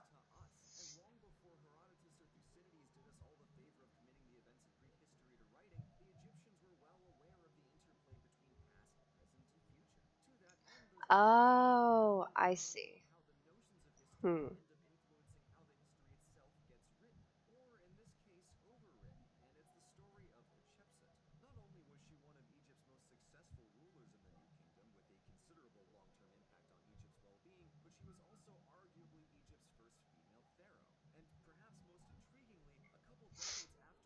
I mean, yeah, maybe.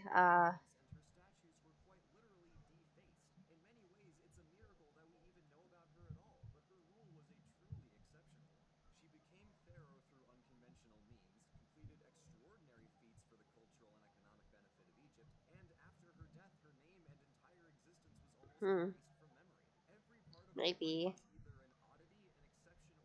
What is he talking about? Oh, he's talking about Hatshepsut. All right, this is gonna stay on until the end. My mother is sort of bleeding into me. I've always liked history. Always excited for new things in history. And in space too. Have you seen all the stuff they discovered in space recently? It's so cool.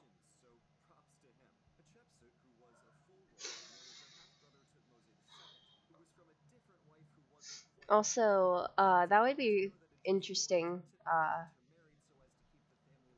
at commissions. Again, Hmm.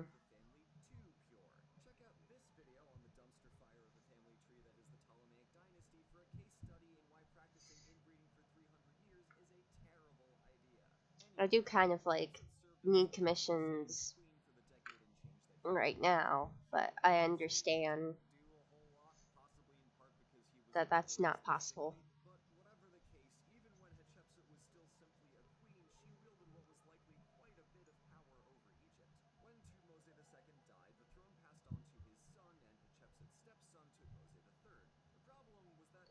Black Hole Chan.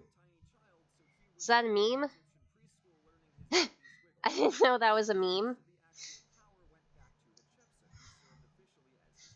I think I love it.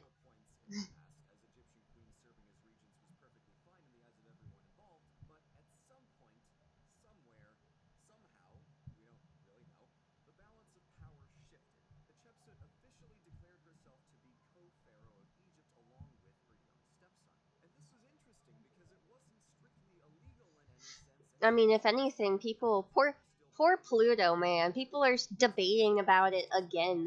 I didn't catch it last night, but there was like a live debate about if Pluto should be reconsidered as a planet or not because of the only reason why they don't consider Pluto a planet anymore was because it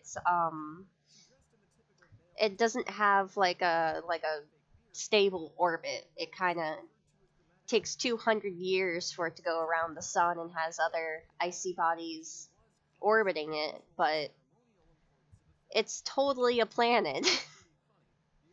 Like, I don't think a planet's orbit should determine whether or not if it is a planet or not. That just seems a little ridiculous to me.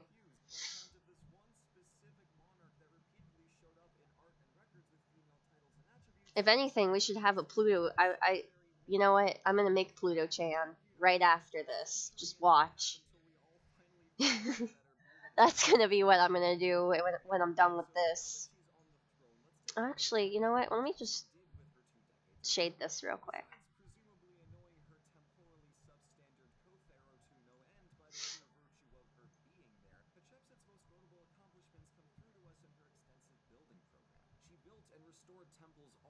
There you go. From the furthest reaches of the Nile all the way up into the Levant. In the city of Thebes, the temple complex of Karnak had somewhat fallen into disrepair, and Hatshepsut fixed a lot of it up. Not only did she carve relief sculptures into or paint on most of the walls, she had a particular fondness for erecting obelisks. And as it happens, the tallest surviving ancient obelisk that we know of is from Hatshepsut's reign. And it's just kind of cool for me to think that even they had that same preservative instincts towards the past. Even you know what? Pluto Chan probably already exists, but if not, then I'm gonna make it a thing.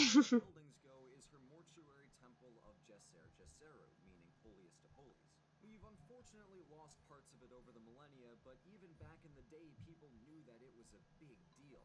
It's a triple terraced, colonnaded temple complex that almost looks like it's coming. Oh yeah, look at this! Look at this cool ass building. Cool ass building. That's how I describe an ancient temple. This was the mortuary temple for Pharaoh Hatshepsut, and it was carved into a mountain, and it has 3 terraces. Look at this thing. It's awesome. It's awesome.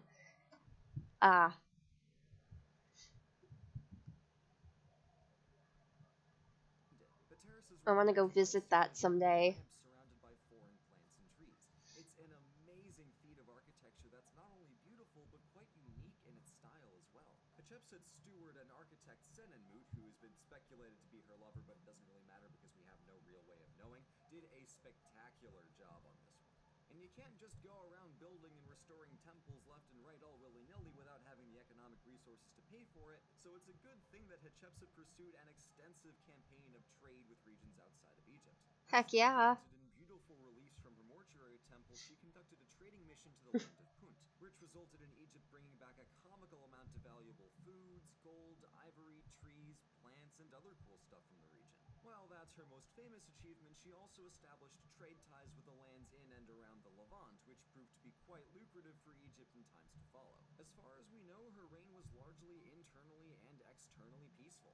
Like many people who existed before the discovery of penicillin in 1928, Hatshepsut died of probably an infection around when she was 50. A handful of years and maybe even a couple decades after her death, her name and statues were widely wiped out in an attempt to erase the fact that she ever existed, which is pretty harsh. It is no fun having your own name taken over. Yeah, I think Prototypes just said my mind, or just read my mind pretty much.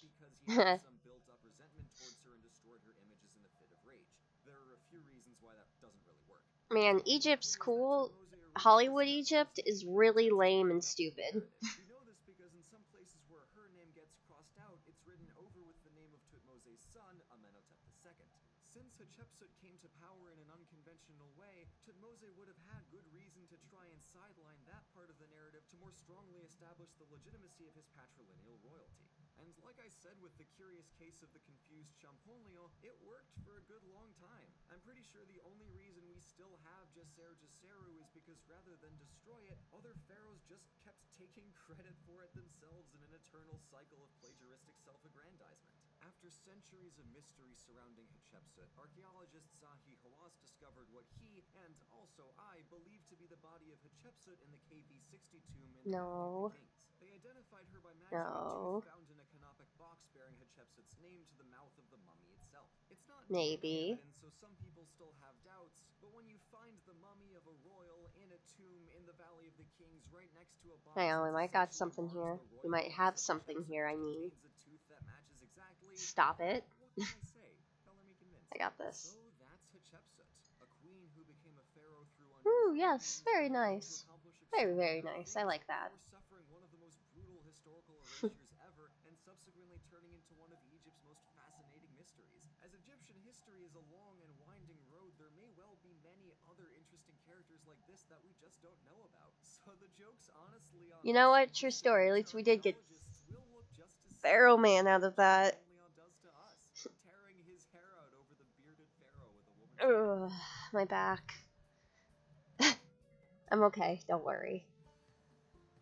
Ooh. Put my signature right here. Or here.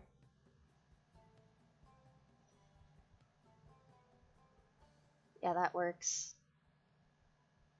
Cool. Ancient Egyptian mythology Yay! It's done. hundreds if not thousands Okay. of deities and a sophisticated bureaucracy of priests overseeing.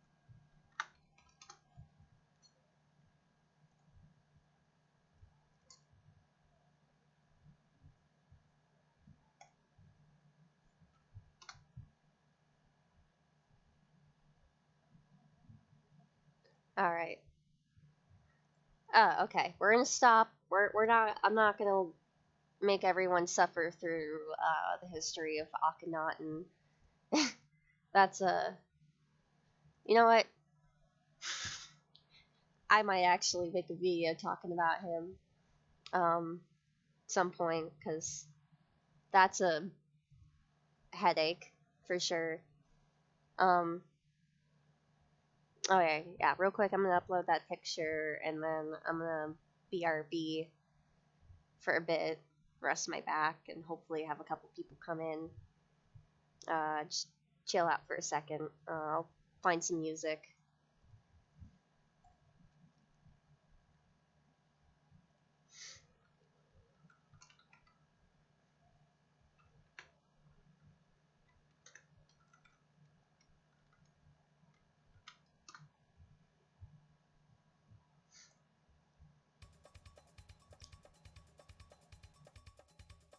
I mean, if you expected anything different, then you've not been here long enough.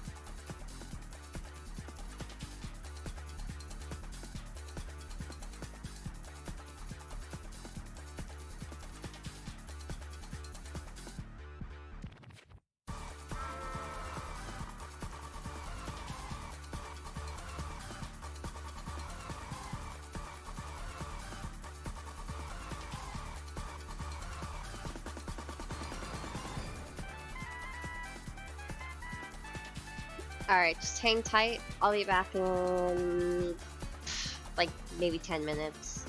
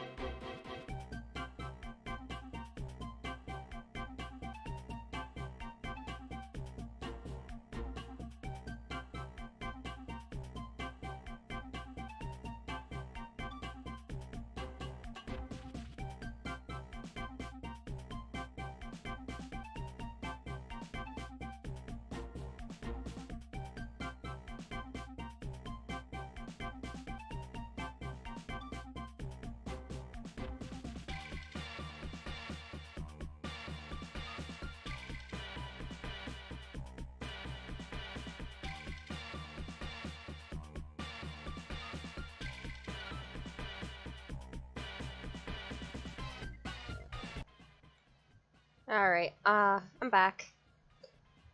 Uh, Alright, seems like everyone has, effectively skedaddled, though, unfortunately. Yep, just about.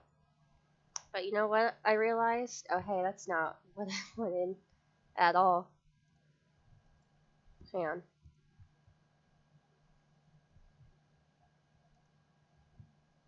There we go.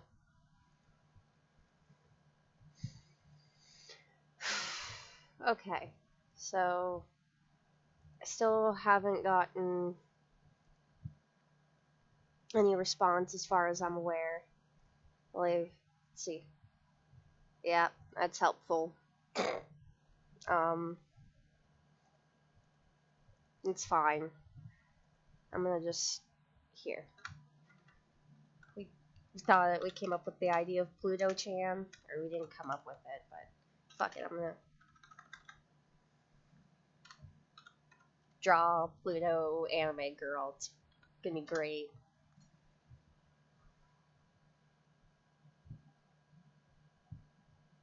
It's 3 months, 5 months,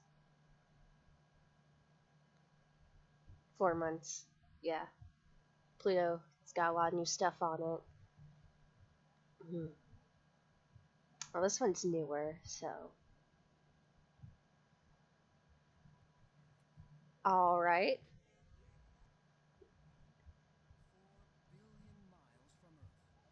And then we're gonna draw Pluto Chan.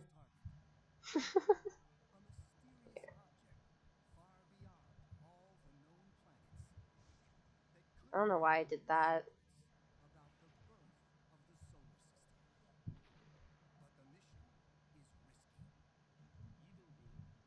And I'm gonna go on mute until people come back. So enjoy some Nova. We would lose the mission. The spacecraft that brought us to Pluto is now attempting an even more challenging final quest. Can it succeed? There's only one shot, and if you make a mistake, that could be it. Pluto and beyond, right now on Nova.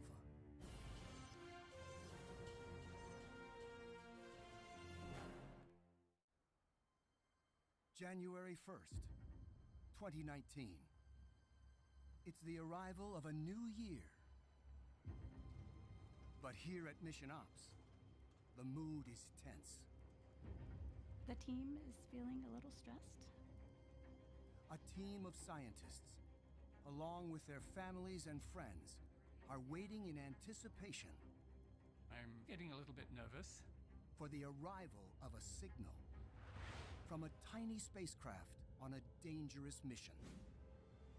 Its name, New Horizons. We are really pressing the limits here. New Horizons is attempting to fly by a mysterious object, far beyond the planets we've come to know. 1 billion miles beyond Pluto, in the outback of the solar system. This is the farthest exploration in the history of humankind, and nobody's planning anything like it ever again. This is really challenging. We're going to a small object that we don't know a lot about. In fact, one of the biggest, baddest space telescopes in our arsenal, the Hubble, can only capture a pixelated image of this tiny speck. Its official name is 2014 MU69, but the New Horizons team also calls it by the Latin name, Ultima Thule. We gave it this nickname Ultima Thule that means beyond the farthest frontiers. And in fact, it really is beyond the known world or part of our solar system that we have explored. Here, objects like Ultima Thule have been frozen in time since the solar system formed, 4.5 billion years ago. We believe this object, like many others out there, are actually planetary embryos, and to study those objects, will give us a great window into the process of planetary formation.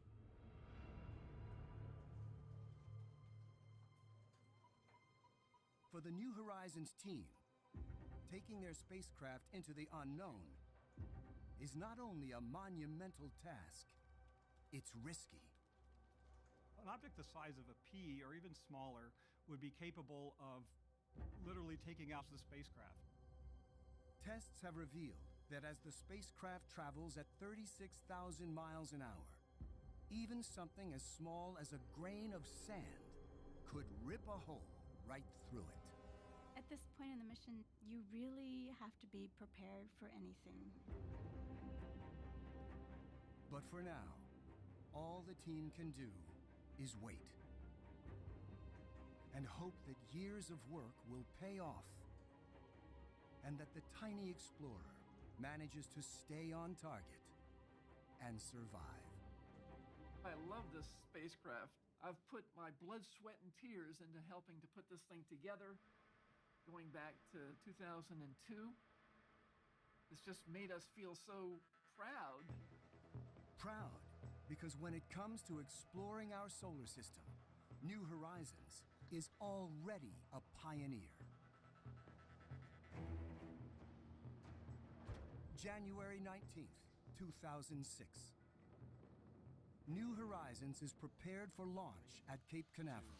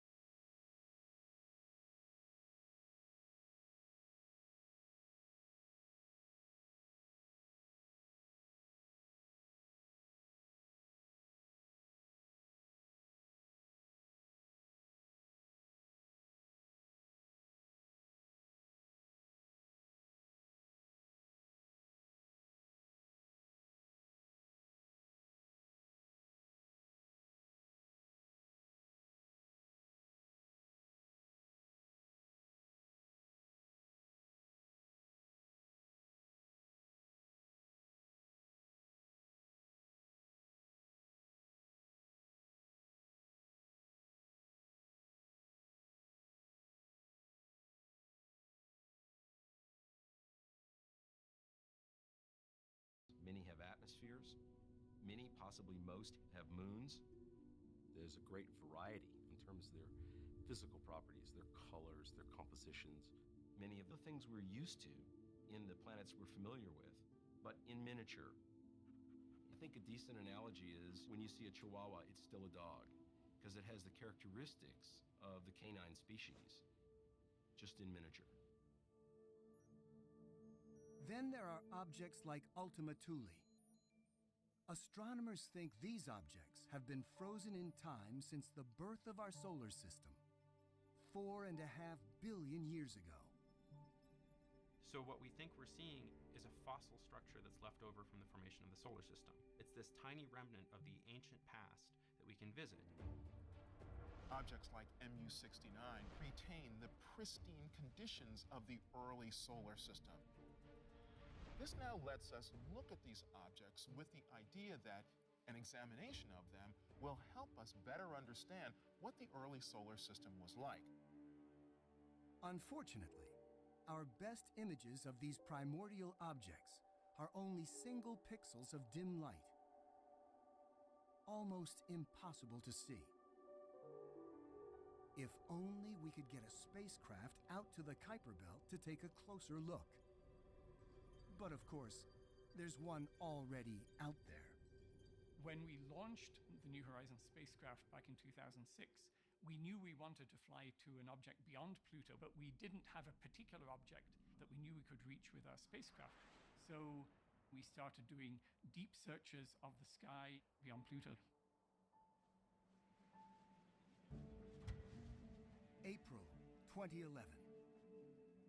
While New Horizons is traveling through the solar system, at the Southwest Research Institute in Boulder, Colorado, Mark Bowie leads the search for New Horizons' next target.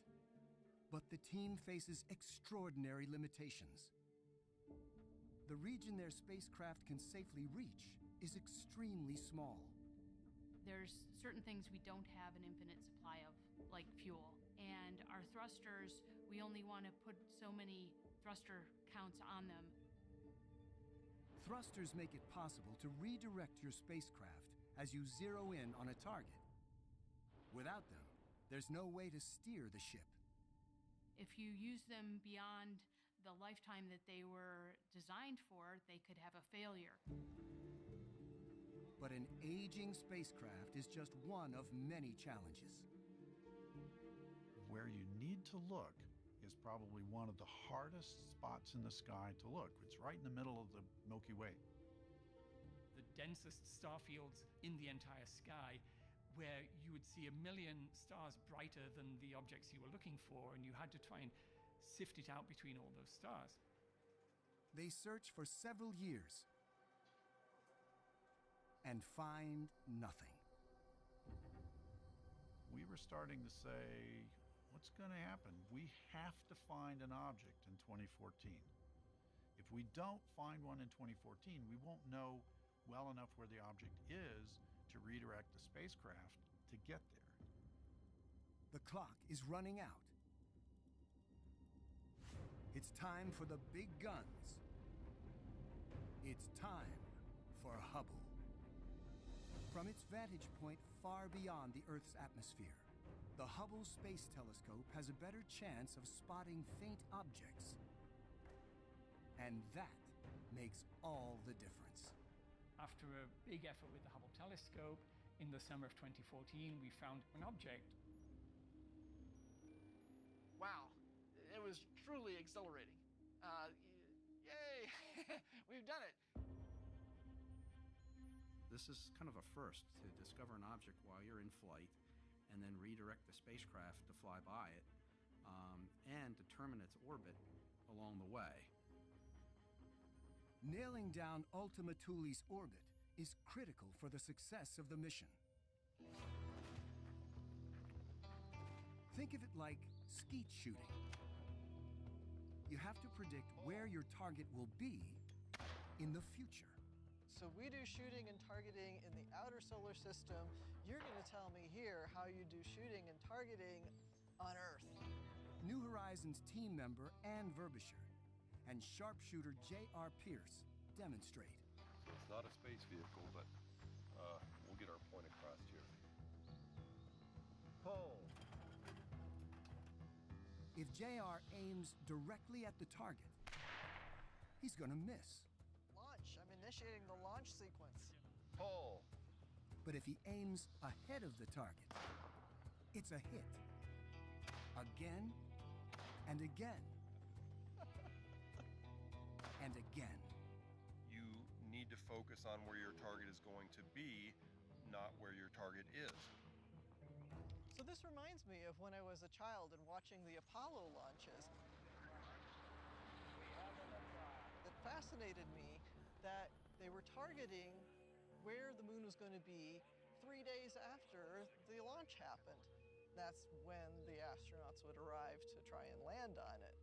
So for New Horizons, the concept is basically the same as it was for Apollo, but the distances are far greater.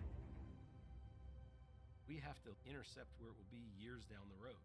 So we have to calculate where it will end up on the exact day and hour and literally minute of the flyby from years in advance. Images taken by the Hubble Space Telescope help the team track Ultima Thule's orbit. You know, I could totally sell this design as a t-shirt. Could just be like, little planets matter too. Hashtag Pluto's still a planet. I totally get people to buy that. That actually isn't a bad idea. But there may be a way to find out more by observing a rare celestial event. An occultation. I already have a Redbubble account, so hard part's over. Just gotta make the post. Have you ever been on a beach and you're just enjoying the nice sunny day, and then all of a sudden the sun goes away because somebody just walked in between you and the sun, and that shadow passes across your face? The same exact thing is happening here, except instead of our sun, it's a star. And if the star is hidden from your view, you are in the shadow of the Kuiper Belt object. If you can measure the edge of that shadow, it shows the shape and size of the object. Suppose it's moving 20 miles per second across the sky, and the star disappears for 1 second. Now you know that it's 20 miles across. Easy. You just have to be in the right place at the right time. But how do you get to precisely the right place at the right time? There's two pieces to this. You need to know where the object is, and that's what Hubble does for us. But you also need to know where the stars are. And that's where the Gaia mission comes in. The Gaia Space Observatory has been creating the most precise three-dimensional star map of our galaxy that has ever been made. And we knew that when we had those star positions, we had a chance of actually predicting an occultation with MU-69. In the summer of 2017, the New Horizons team finds a match. The two best places to view this occultation, where their telescopes can detect Ultima's shadow, are in the mountains of Argentina and the countryside of South Africa. Much like the solar eclipse that many people saw in 2017, you have to be in the right place at the right time to be in the path of the shadow. We're here. Let's hit that first.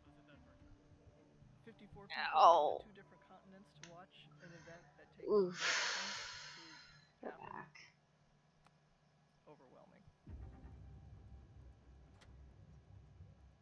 The teams set up their telescopes in the middle of nowhere and hope for clear skies. We sent 13 telescopes to South Africa, 12 telescopes to Mendoza, Argentina. Searching for a blink 4 billion miles away. And saw nothing. Ugh, all of that work and nothing. It turns out that their estimations of Ultima Thule's orbit are off. The star that was supposed to blink continued to shine. And everybody was a little depressed about that.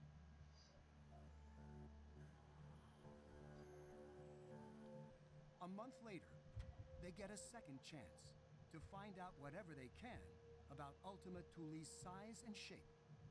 But to be in the right place at the right time is going to be even harder.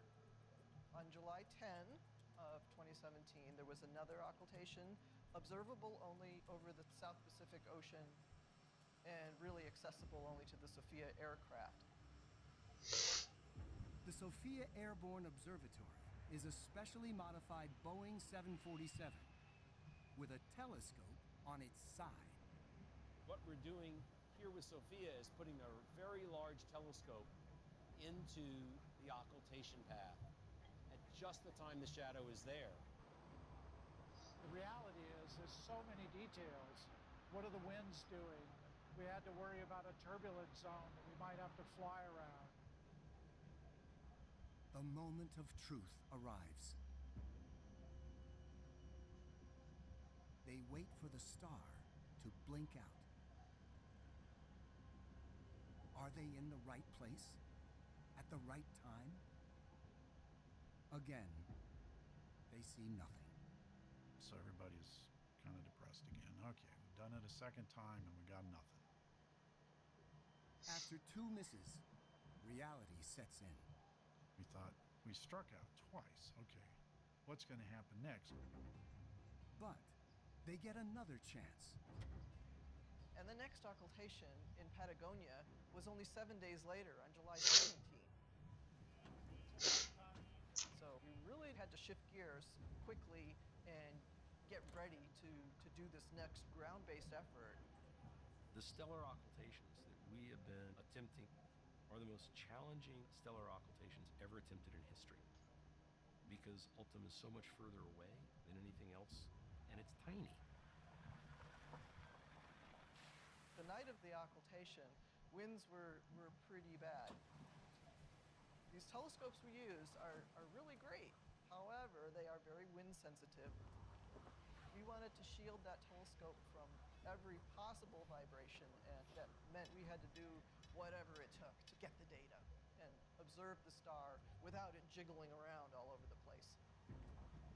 For that, they need a few volunteers. If you just started out with, we're from NASA, people just come out of the woodwork. We had two people show up, a father and his daughter. They brought a spare battery. Perfect. So we put them to work. Together, for 45 minutes, they block the wind with a truck, some plywood, and a tarp. Did they catch it?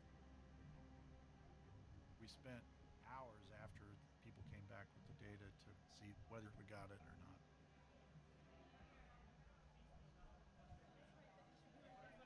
Does the star blink, or have they failed again?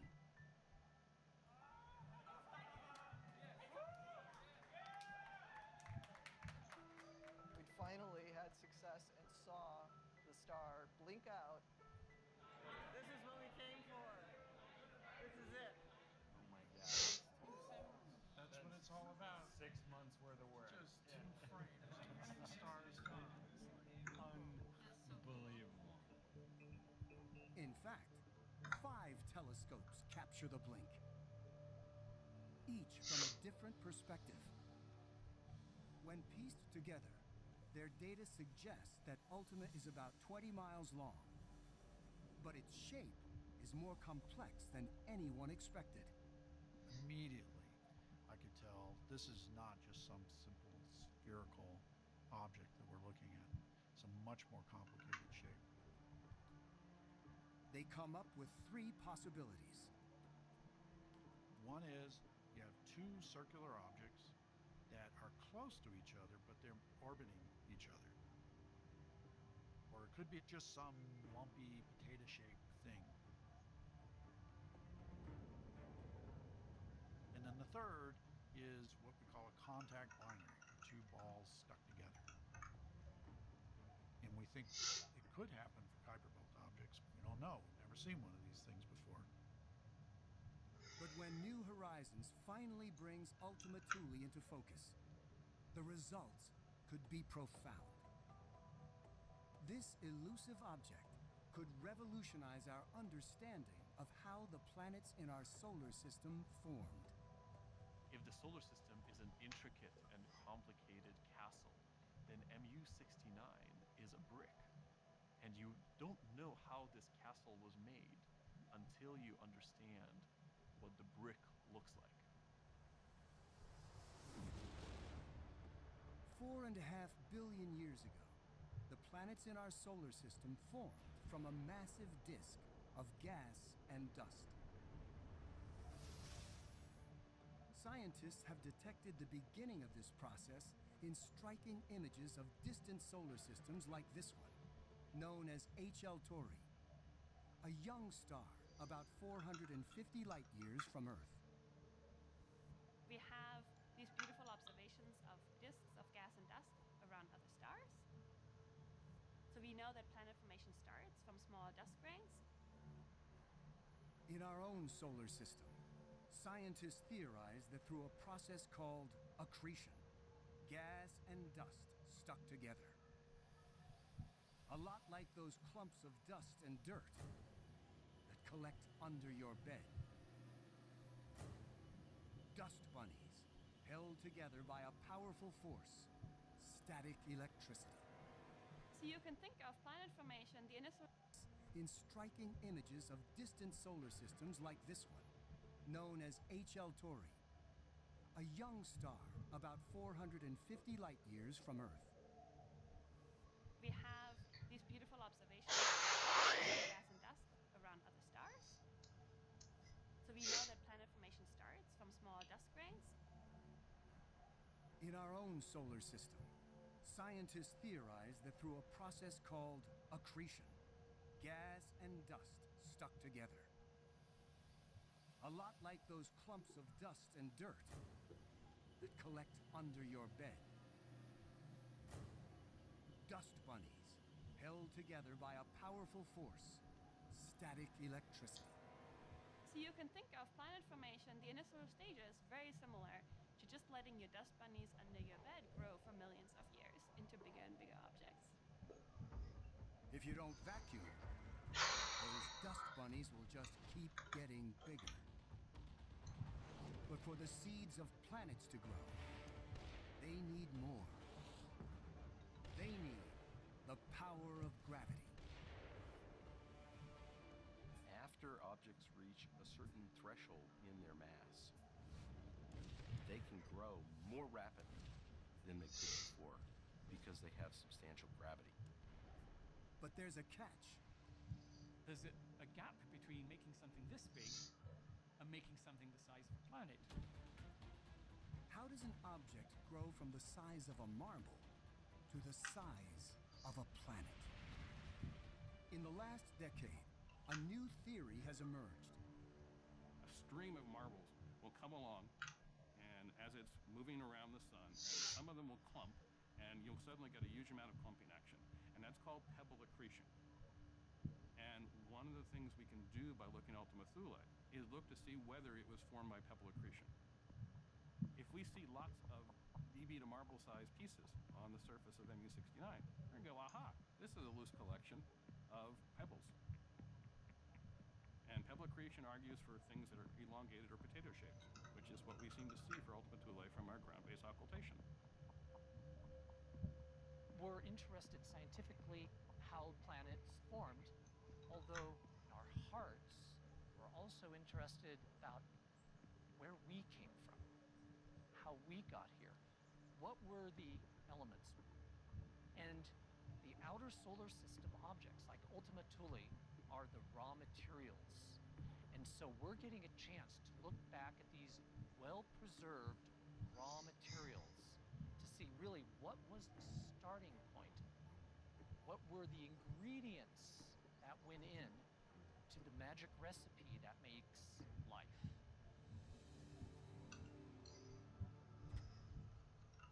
October 4th, 2018. 89 days before flyby, New Horizons is 30 million miles from Ultima Thule and closing. Fred Peltier and a group of vigilant navigators are tracking Ultima's orbit to ensure their spacecraft won't miss the mark on New Year's Eve. They rely on images like this, taken by New Horizons' long-range telescope named LORRI. But at this distance, tracking tiny Ultima among a dense field of stars is no easy task. It's a very crowded star field. These are all stars, and Ultima is in the center right there. So what we do is we have a catalog of the star field that we use to remove the stars. We end up with this image that highlights our target Ultima Thule here. Next, they zoom in to take a closer look and discover their estimate of Ultima Thule's orbit is off. The yellow cross represents where we thought Ultima Thule would be before we took the picture, and the blue greenish one represents, well, where it actually is. So as you can see, we're a little bit off, and the difference here doesn't seem too much on this scale, but it's actually 600 miles from the target. Because this object is so very, very small, it's possible that if we are a little bit off, we could just miss seeing the object, and we certainly don't want to do that. There's only one shot, and if you make a mistake, that could be it. For the next few weeks, the navigators will carefully follow Ultima's path, examine every pixel of every frame to help guide New Horizons to its target on New Year's. If their calculations are right, the spacecraft will fly just 2,200 miles above Ultima's surface. This is a comparison of about 30 days out, what Pluto looked like and what Ultima Thule looks like right now. So you're asking me what the challenges are of this mission. This image is worth 1,000 words. The size of Ultima Thule is a small dot still, and it'll be the case until a few days before the flyby. That makes it very different from Pluto. Writing's not that easy, but Grammarly can help. This sentence is grammatically correct, but it's wordy and hard to read. As the weeks go by, New Horizons sends back more images of the distant dot. December 29th, 2018. 3 days away from the flyby, and the anticipation is certainly building. We thought we'd know a lot more by now. I think everyone would have said, you'll know how fast it's rotating and get an idea of what the shape is like. But so far, answers remain tantalizingly out of reach. It is holding its secrets to the last possible minute. I mean, we keep saying, well, we're going to know eventually, right? But right now, it's still a mystery. As the flyby approaches, preparations continue all night. This evening I'll be sleeping in my office, so I brought my little backpacking tent in. I'll have time for sleep later. Things have been happening so fast. Don't ask us what day it is. Most of us cannot remember whether it's Monday, Tuesday, or whatever. We know how many days it is to fly by. 10, 9, 8. January 1st, 2019. 12:33 a.m. As the world rings in the new year, the New Horizons team celebrates the moment of the spacecraft's closest approach to Ultima Thule. But it will be hours before anyone knows if the flyby is successful. Ultima Thule is so far away that it takes 6 hours to send a signal from the spacecraft to Earth. Which is crazy. It's a really long time to wait. Later that morning, team members, family, and friends wait anxiously for New Horizons' signal to finish crossing 4 billion miles of space and reach Earth. Go ahead, RF. Well, the green screens will tell you, and RF is in fantastic shape. Copy that. RF is green. The signal comes in, but Alice Bowman, New Horizons' mom, waits for confirmation that each system on the spacecraft is working. Copy. Thermal is reporting green status. Most crucially, she wants to hear if the digital recorders are full of precious data. Go ahead, CNDH. CNDH is nominal. Our SSR pointers are right where we predicted, so it looks like Copy that. What that means is if a solid state recorder, the pointers are where they should be, that tells me that we observed something. Something filled that camera. We have a healthy spacecraft. We've just accomplished the most distant flyby of our solar system.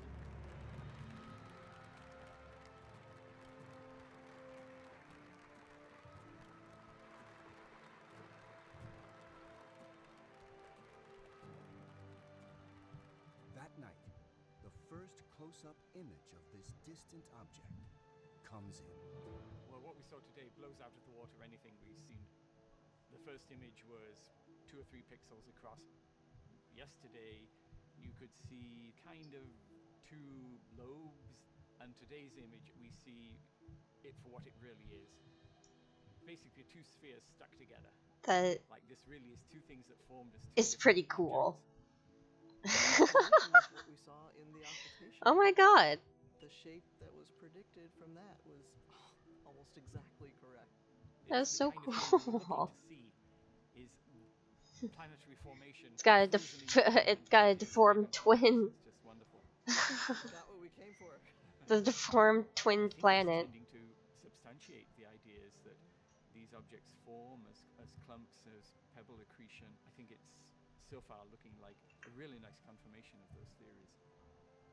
I just was staring at it with tears in my eyes because we've been working for so long to do this, and Ultima it Thule. worked, and I just couldn't get over that yet. I still haven't got over that. Absolutely amazing to see that. This is exploration at its purest. When you think about it, it's remarkable. We didn't know this object even existed when we were building the spacecraft. Going into the unknown is fundamentally important for the human spirit, from every aspect, from scientific to artistic to just wondering where we came from and why we're here.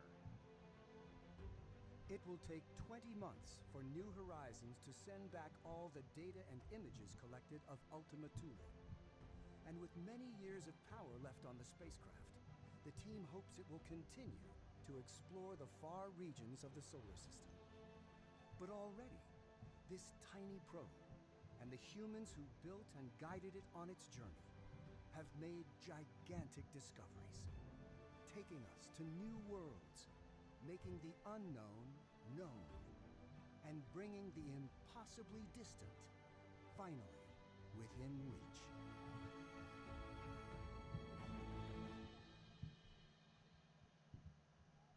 The exploration continues on Nova's website, where you can watch this and other Nova programs, see expert interviews, interactives, video extras, and more. Follow Nova on Facebook and Twitter, and find us online at Alright. PBS.org/Nova. Whoa, hey, tablet. Okay. Ooh, volcanoes. That could be cool. Ooh, Lovecraft. And cocaine mummies?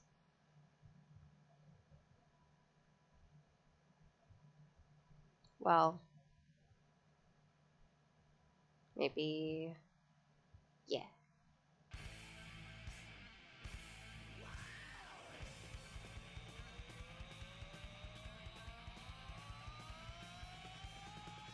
Haha.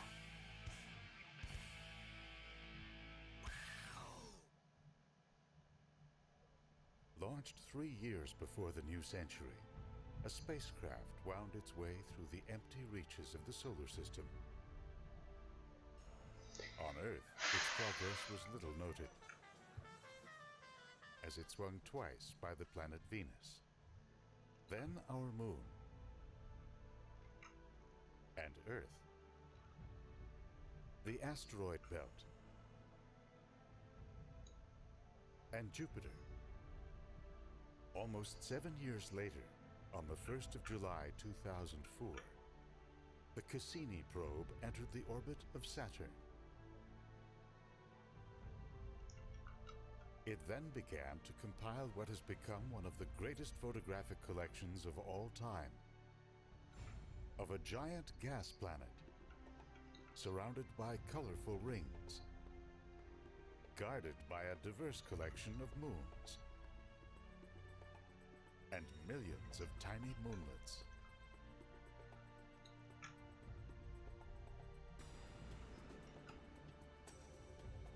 Within this record is a trail of clues pointing to the energy sources and complex chemistry needed to spawn life. What are these mysterious worlds telling us about the universe and Earth?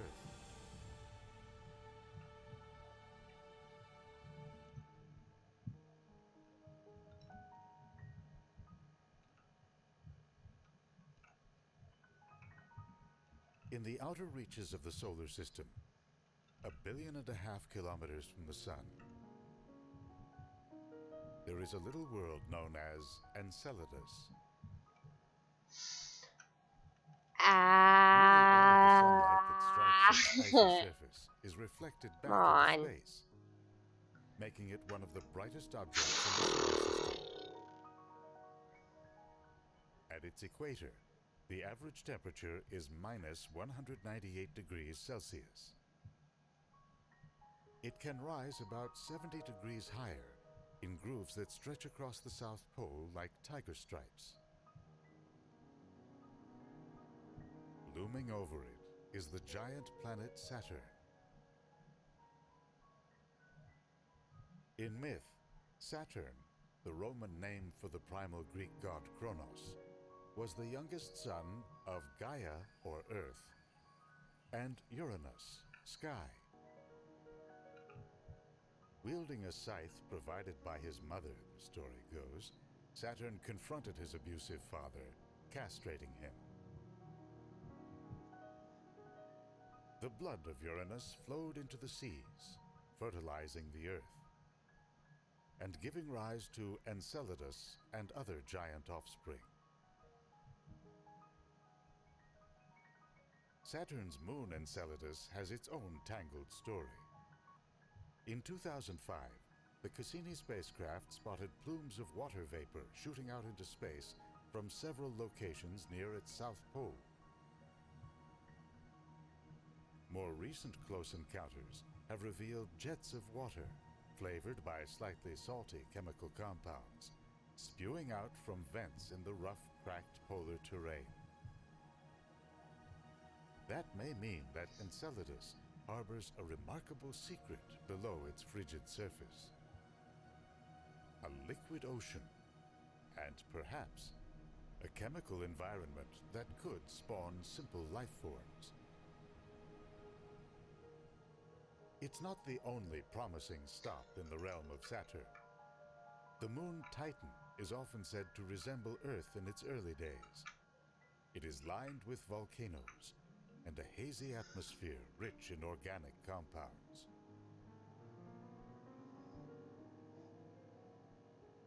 While Enceladus is the size of Great Britain, Titan is 10 times larger, 50% larger than our moon, and the second largest moon in the solar system. We've known about Titan since the astronomer Christian Huygens discovered it in 1655. And Enceladus, since William Herschel spotted it in August 1789, just after the start of the French Revolution.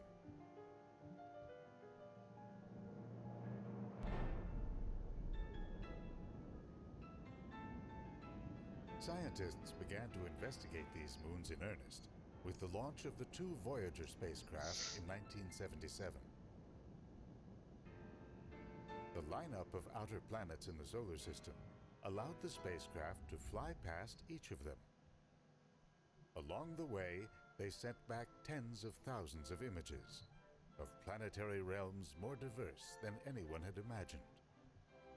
These long-distance marathon flyers, both now headed out toward interstellar space, made discoveries about the chemical environments that have turned these planets into gigantic works of abstract art. They also disclosed new details about their magnetic fields, atmospheres, ring systems, and inner cores. But what really turned heads were the varied shapes and surfaces of their moons. They've all been pummeled over the millennia by wayward asteroids and comets. A few appear to be sculpted by forces below their surfaces. Neptune's largest moon, Triton, has few craters. It's marked with circular depressions bounded by rugged ridges. There are also grooves and folds that stretch for dozens of miles, a sign of fracturing and deforming.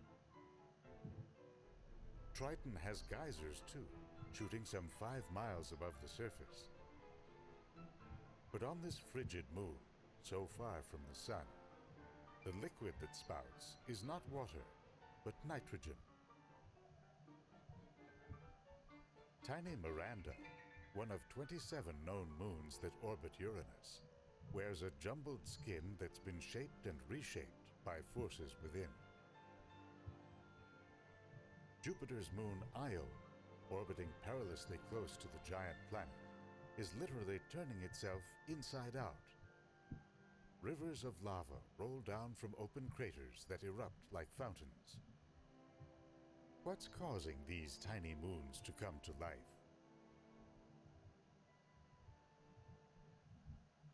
Dyson's latest V11 cord-free vacuum intelligently senses and adjusts suction and runtime based on floor type. And the new digital display lets you check and control performance, enabling you to deep clean everywhere. This is Jerry. This is Control Tower in the Wells Fargo mobile app. It shows Jerry his recurring payments, including a few streaming services he forgot about. It's time to clean house, Jerry. Good move. This is Wells Fargo. The surface of Jupiter's moon Europa offers a window into the churning activity at its core. Flying by Europa, Voyager documented a complex network of crisscrossing grooves and ridges. In the 1990s, the Galileo spacecraft went back to get a closer look. It found that Europa's surface is a crazy quilt of fractured plates, cliff faces, and gullies, amid long grooves like a network of superhighways. How did it get like this?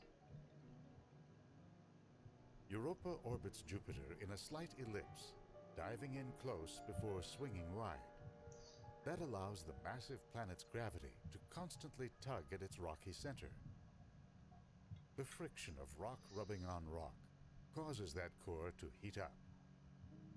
Then, heat rising up through a subsurface ocean of liquid water cracks and shifts and spreads the icy surface in 1,000 different ways. Europa's neighbors, Callisto and Ganymede, show similar features, suggesting they too may have liquid oceans below their surfaces. Crossing outward to Saturn, Voyager found a similar surface on the moon Enceladus. So when the Cassini spacecraft arrived in 2004, it came looking for answers to a range of burning questions. If this moon and others have subsurface oceans, do they also have the ability to cook up and support life? And what could they tell us about the origin of life throughout the galaxy? Cassini came equipped with 12 separate instruments to analyze light waves, the composition of dust, magnetic fields, and more.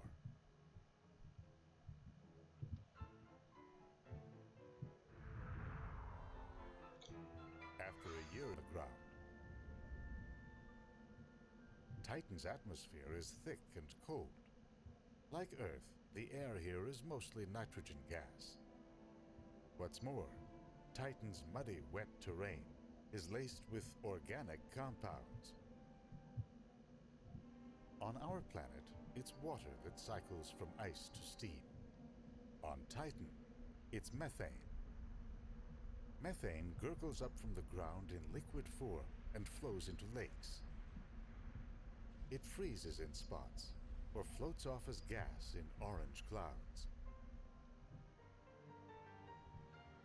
This image shows a flash of sunlight reflecting off a sprawling 400,000 square kilometer lake known as Kraken Mare.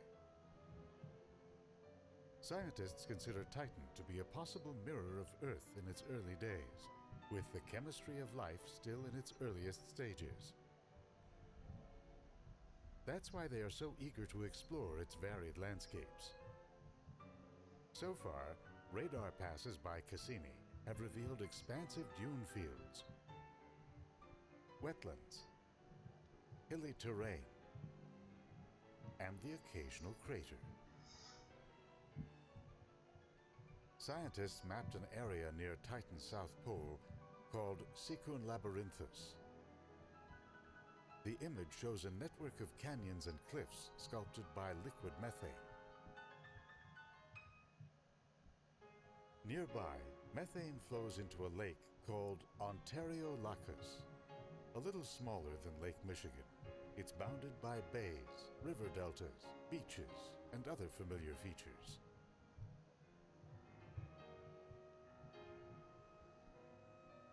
And here, in a region called Sotra Facula, Cassini mapped what looks like a volcano.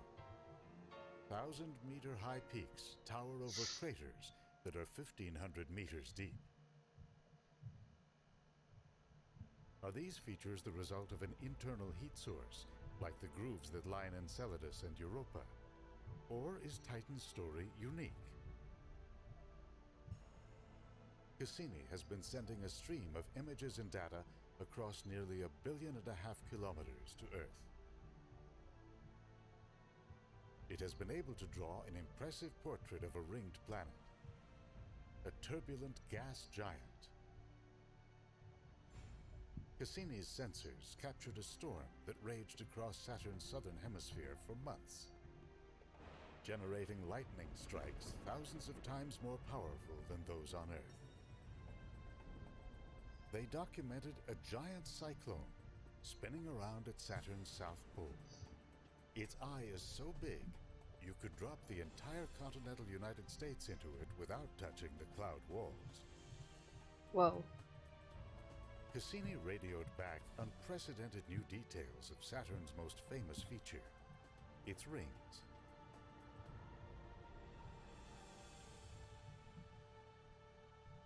In the year 1610, the Italian astronomer Galileo Galilei discovered these broad, flat, concentric bands.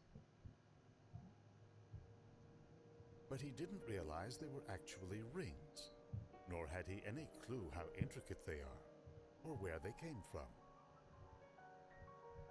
Until recently, the reigning theory held that the rings were made up of debris from a small moon destroyed in a collision. But they are now known to be 99.9% water ice. How it got there seems to reach back again to Greek myth. Fearing vengeance from the offspring of Uranus, Saturn began to savagely devour the young Titan offspring. The youngest, Zeus, escaped unharmed, and later on would lead an insurrection by the Olympian gods.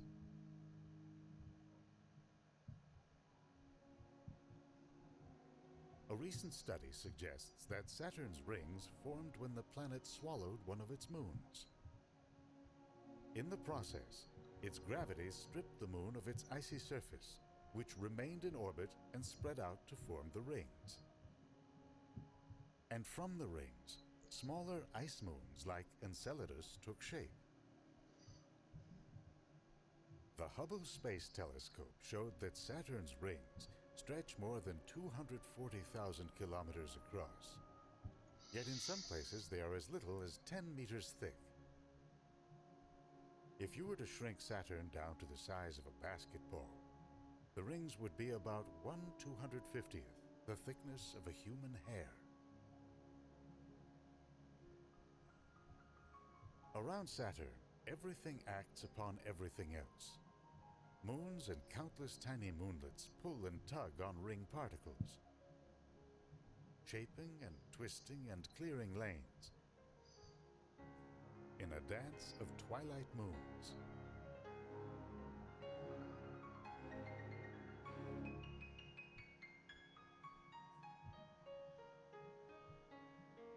The medium-sized moon Mimas, orbiting close into Saturn, has hollowed out a large gap called the Cassini division. Some tiny moons ride within the rings. Prometheus and Pandora actually hold the F-ring in line. And across the ring plane, spokes of different colored dust occasionally cling like strands of hair on a cold, dry day. Like the rings, Saturn's moons each tell a different story, drawing us in for a closer look. There's dense little Dione, hard rock covered with ice, pummeled on one side by asteroids that left a system of craggy cliff faces. Hyperion looks like a sponge. It's an oddly shaped world that tumbles chaotically. Iapetus, with one hemisphere brighter than snow and the other darker than tar. A strange ridge, like the spine of a rhino, runs around its equator. It's the moons Titan and Enceladus that continue to steal the show. Compared to many of its sister moons, Enceladus has fewer craters. Even the largest is relatively small, only 35 kilometers across. Like Europa, its landscape is fractured and wrinkled, a sign that it's constantly being reshaped by geologic activity.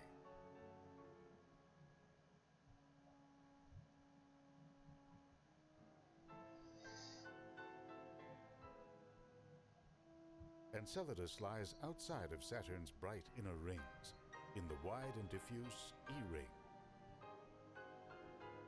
With Cassini's camera pointed at just the right angle to the Sun, the E-ring lit up. Enceladus is the bright object in the center of the frame. What is all this hazy material made of? Could it be coming from the Moon itself? The Cassini science team suspected that they were onto something big. So they went to work, plotting new orbital paths, building a new target list, and preparing to pay Enceladus a visit. They set the spacecraft on course for a series of close flybys of its south pole, down to about 25 kilometers above its surface. This is what Cassini saw. Plumes of vapor rising out of the ice. Scientists began to think of them as geysers, much like those in geologic hotspots on Earth. If the team could find out what these jets are made of, they might just have some clues to what's going on below the surface. Flying through the E-ring, Cassini sampled particles within it. It found crystals of water, and within them, it detected the presence of a compound well known on Earth: salt.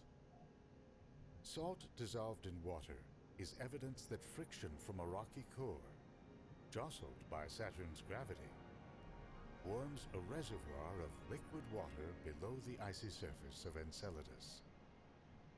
Another fly-through found water molecules that are negatively charged.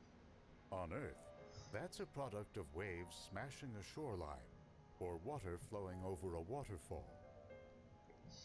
And there's even more to get excited about. The plumes were found to contain nitrogen, likely given off by ammonia heated to nearly 600 degrees Celsius. Here's a diagram illustrating the possible setup. Powering the geysers is an underground reservoir heated and pressurized by an internal heat source. Close-in observations of Enceladus show the disfiguring effect of all this activity on its south pole.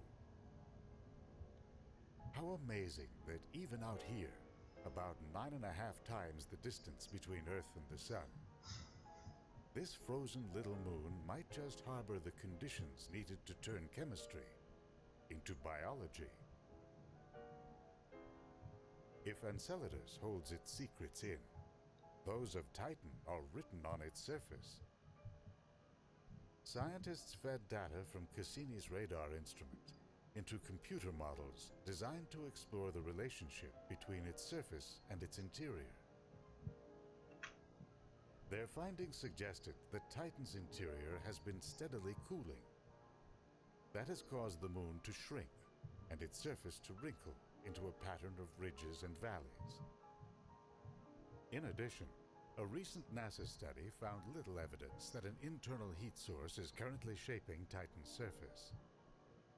The study found that most of its features can be explained by impacts, or by this moon's surprisingly active weather.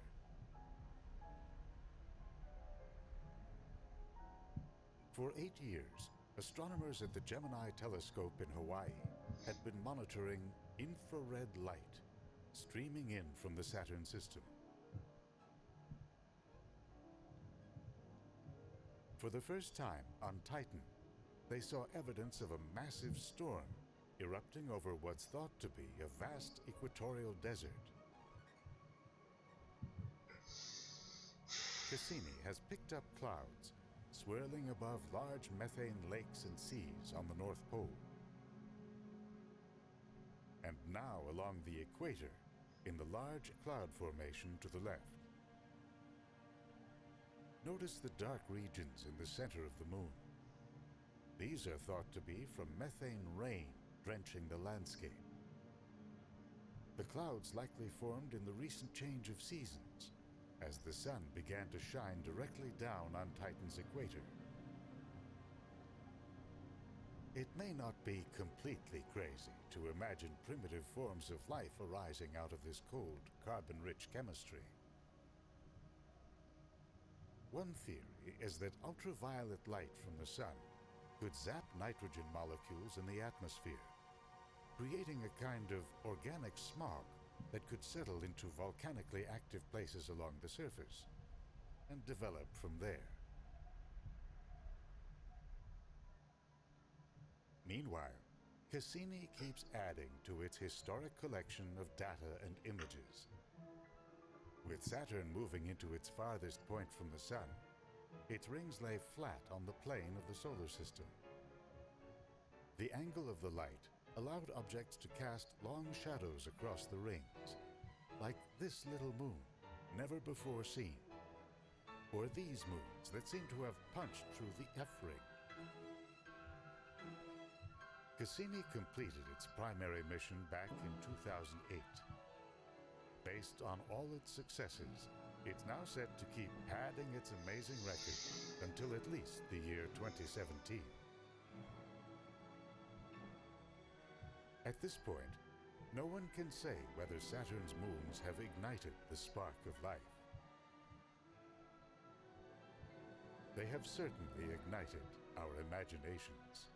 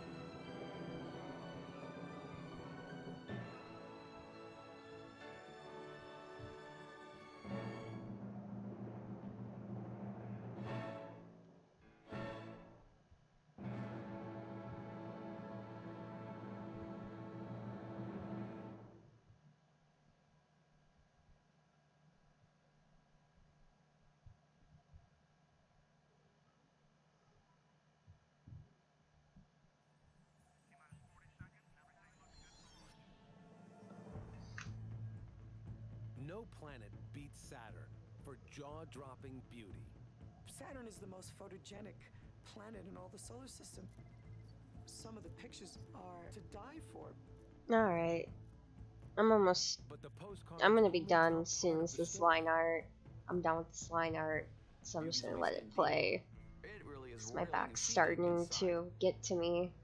Soar above the planet with its six-sided storms for ringside action. I could just imagine what it might be like to hold a ring particle in my hand. Even more mystery surrounds the impressive fountains of Enceladus, where the secrets of life might spring from the moon's salty geysers. This is the little moon that has it all. And the samples are coming out in space. There's a big sign there, free samples, take one.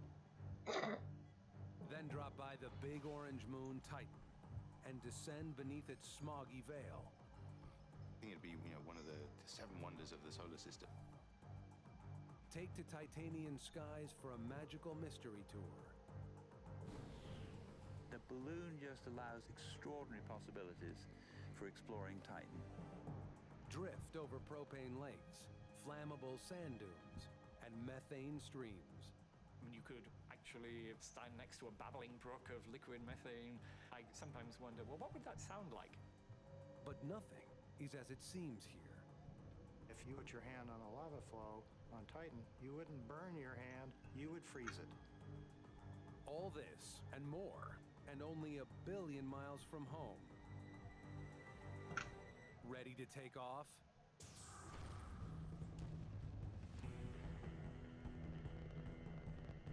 There has never been a better time to venture where no human has gone before. To follow in the footsteps of our robot pioneers and explore the planets of our solar system.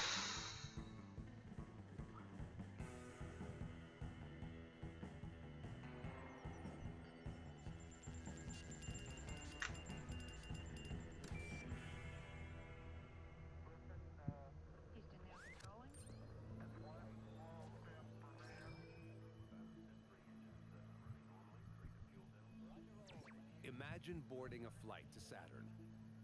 What would you need to know before traveling? The best ringside vantage points. The must-see moons. Think of this as your personal guide to the splendor of the Saturnian system.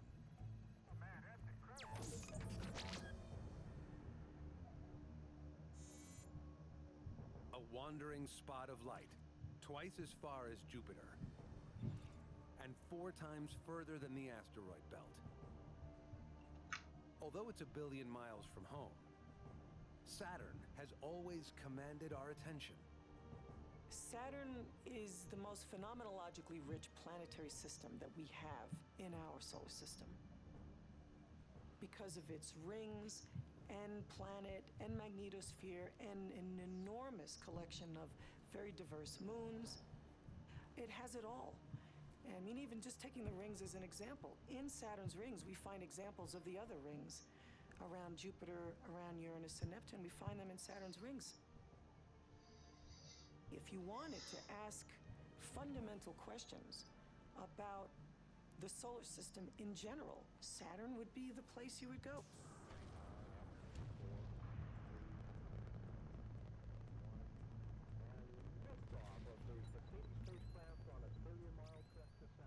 When the Cassini-Huygens spacecraft took off in 1997 for a close encounter with Saturn, it was packed with essential items for a long adventure in deep space. A power generator, extra fuel, a good antenna, and a moon probe. I figured once the data hit the ground, no one's going to want to be planning anymore. They want to look at the images, which is frankly how I feel. Imaging team leader Carolyn Porco made sure it took along a pretty good camera, too. He's actually made quite a task for himself. After all, this destination is the pinup boy of the solar system.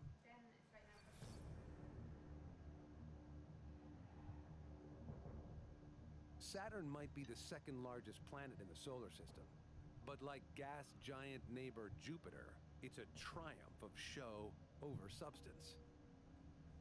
Well, Saturn is, first of all, a big, giant gas ball.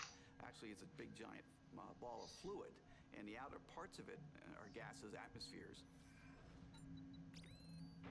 But as you go deeper, it gets hotter and hotter, and also gets more pressurized. And so as you get down deep enough, you start getting sort of fluid effects. Very strange, bizarre physics going on that we don't fully understand. Saturn is a big boy. But pound for pound, a cosmic lightweight. It's big enough to swallow 765 Earths. But as the least dense planet, it would float on water. Like Jupiter, this is a world with nowhere to stand. With no solid surface, it's hard to measure how long a day is. Though the cloud tops go around about every 11 hours. But it's what's up above, not down below, that will draw the crowds to Saturn. If you were booking a tour for Saturn, the big ticket item, I think, would be see the rings of Saturn from X, wherever X happened to be.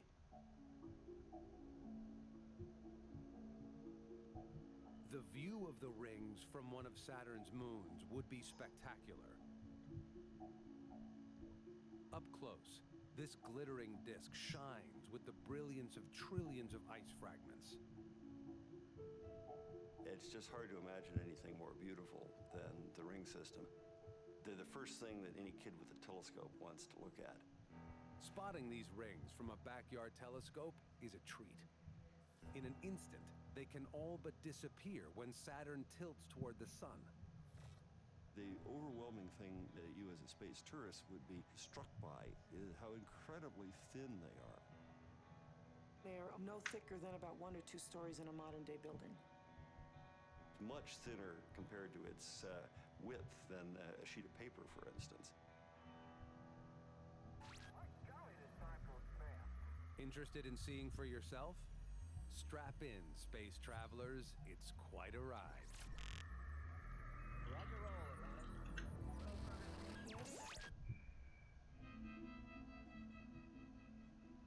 After 7 years and 1 billion miles of space, the Cassini-Huygens spacecraft faces its greatest challenge on June 30th, 2004.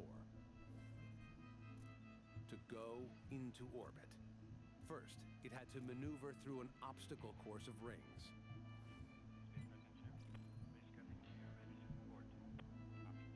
The hopes and dreams of thousands of scientists and engineers are resting on the next few moments. We've been to Saturn twice before with the Voyager 1 and Voyager 2 spacecraft, but rather than these quick Kodak moments, we wanted to take a nice, long, leisurely look at the Saturnian system. The only way to do that was to slow down and let Saturn's gravity capture us into orbit. Current speed of the Cassini spacecraft, 50,000 miles an hour, and increasing as Saturn's gravity draws us in. Cassini presses on, aiming for the gap between the outer F and G rings, hopefully clear of orbital debris. There is always a risk if we hit something too big in a very sensitive area like perhaps one of the computers or even the fuel tank that perhaps we might have ended the mission very early. We turned the main high-gain antenna in the direction that the craft would see the ring particles coming toward it so that it would act as a shield. You are listening to the actual recording of tiny particles hitting the spacecraft as it crosses the plane of the rings. Let's go ahead and switch camera over to B0. So far, so good. But as Cassini disappears into radio silence behind Saturn, everything rests on the spacecraft firing its engine perfectly and slowing down. It's a nail-biting wait at mission control. Go ahead and switch on. The Doppler has left out.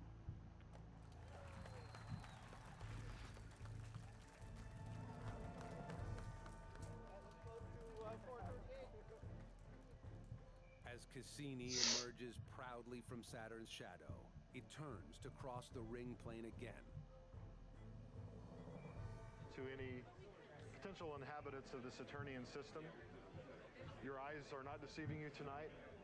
There is is a 32nd moon gracing your night skies, and that is the Cassini-Huygens spacecraft. With Saturn's 62 known moons, Cassini finds itself in good company. With out-of-this-world photo opportunities to make even a seasoned professional gasp. Saturn is the most photogenic planet in all the solar system, so you couldn't get luckier than me, right? The ones that give me shivers are Saturn with the rings, where Saturn is a crescent. We're looking down on the rings from above, and there's a moon in the background. They are just artistic compositions. Here I am leading a team of scientists. Our job is to take images, and we have this fantastic target. Kind of have this feeling like I'm standing on the bridge looking out the window. I have a very strong feeling of being at the forefront, being out there exploring myself. That's the thrill of it for me. The view from Cassini's bridge exceeds anything seen before.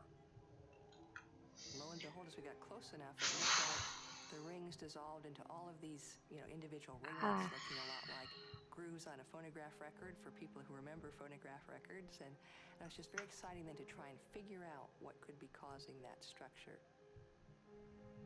What looked like rather featureless rings in a telescope now had, thousands of features in them.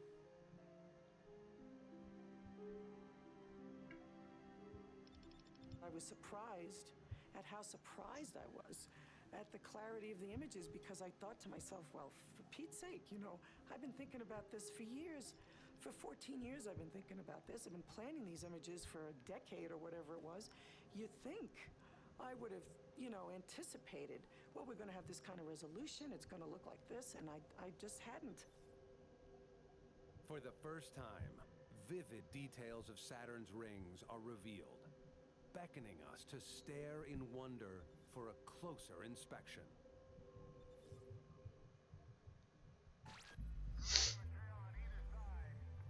Everyone is familiar with the rings of Saturn. But what would you highlight if it were you sending back the postcards?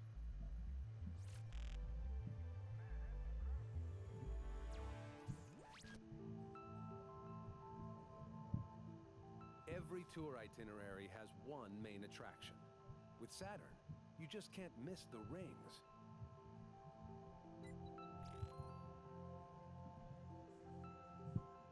As imaging team leader for Cassini, Carolyn Porco has had a ringside seat.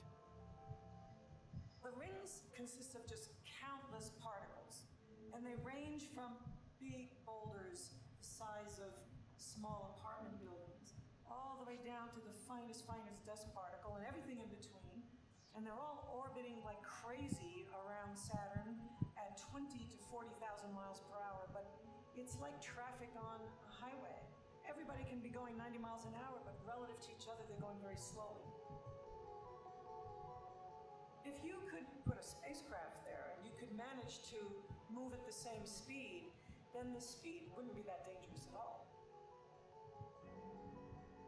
You can think of rush hour on a Friday night, on the freeway, that the B ring has a lot of traffic and a lot of particles, whereas you go to the A ring, it's a little bit better. The C ring is more like being out in the country.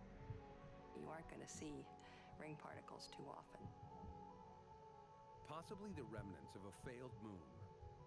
The ring particles have been flattened by gravitational forces into a super thin disk, nearly 200,000 miles across. Edge to edge, that's almost the distance from the Earth to the moon. I have, in fact, imagined myself orbiting Saturn, hovering over the rings. It's hard not to.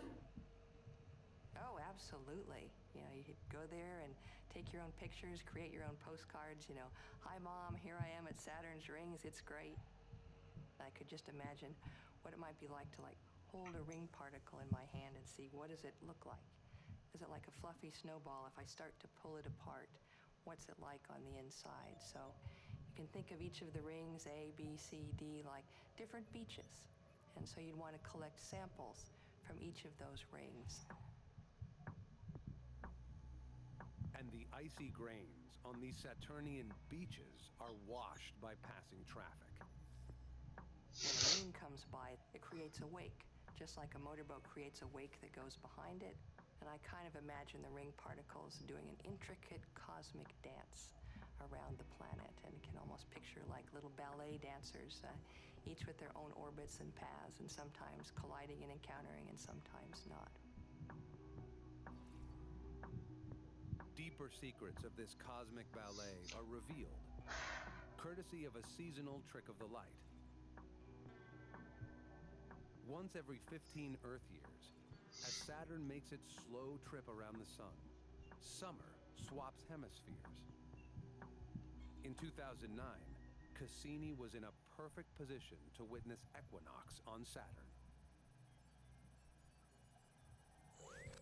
The sun at exact equinox will be shining exactly edge-on to the rings, but a little bit before and a little bit after, the sun will be low to the rings, just like the sun is now low over London.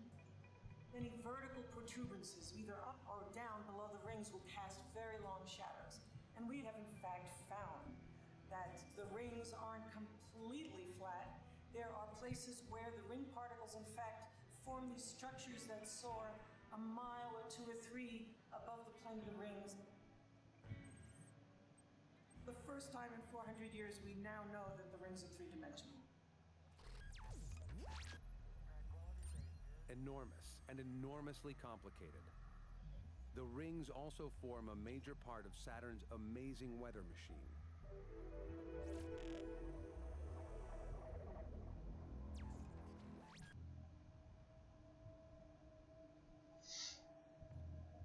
Upon arrival, you might be slightly disappointed that the cloudy face of Saturn looks...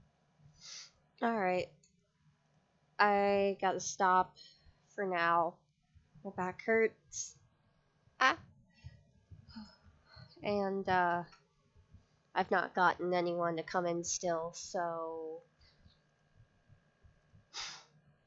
That's fine. It's fine. I'll get commissions soon, I know. I'll probably, you know what? I'll probably come back to this tomorrow and finish it on stream, because this was actually kind of nice. So, yeah, thank you for joining, and if you're watching this archive, then thanks for watching, and I'll see you guys later. Bye-bye.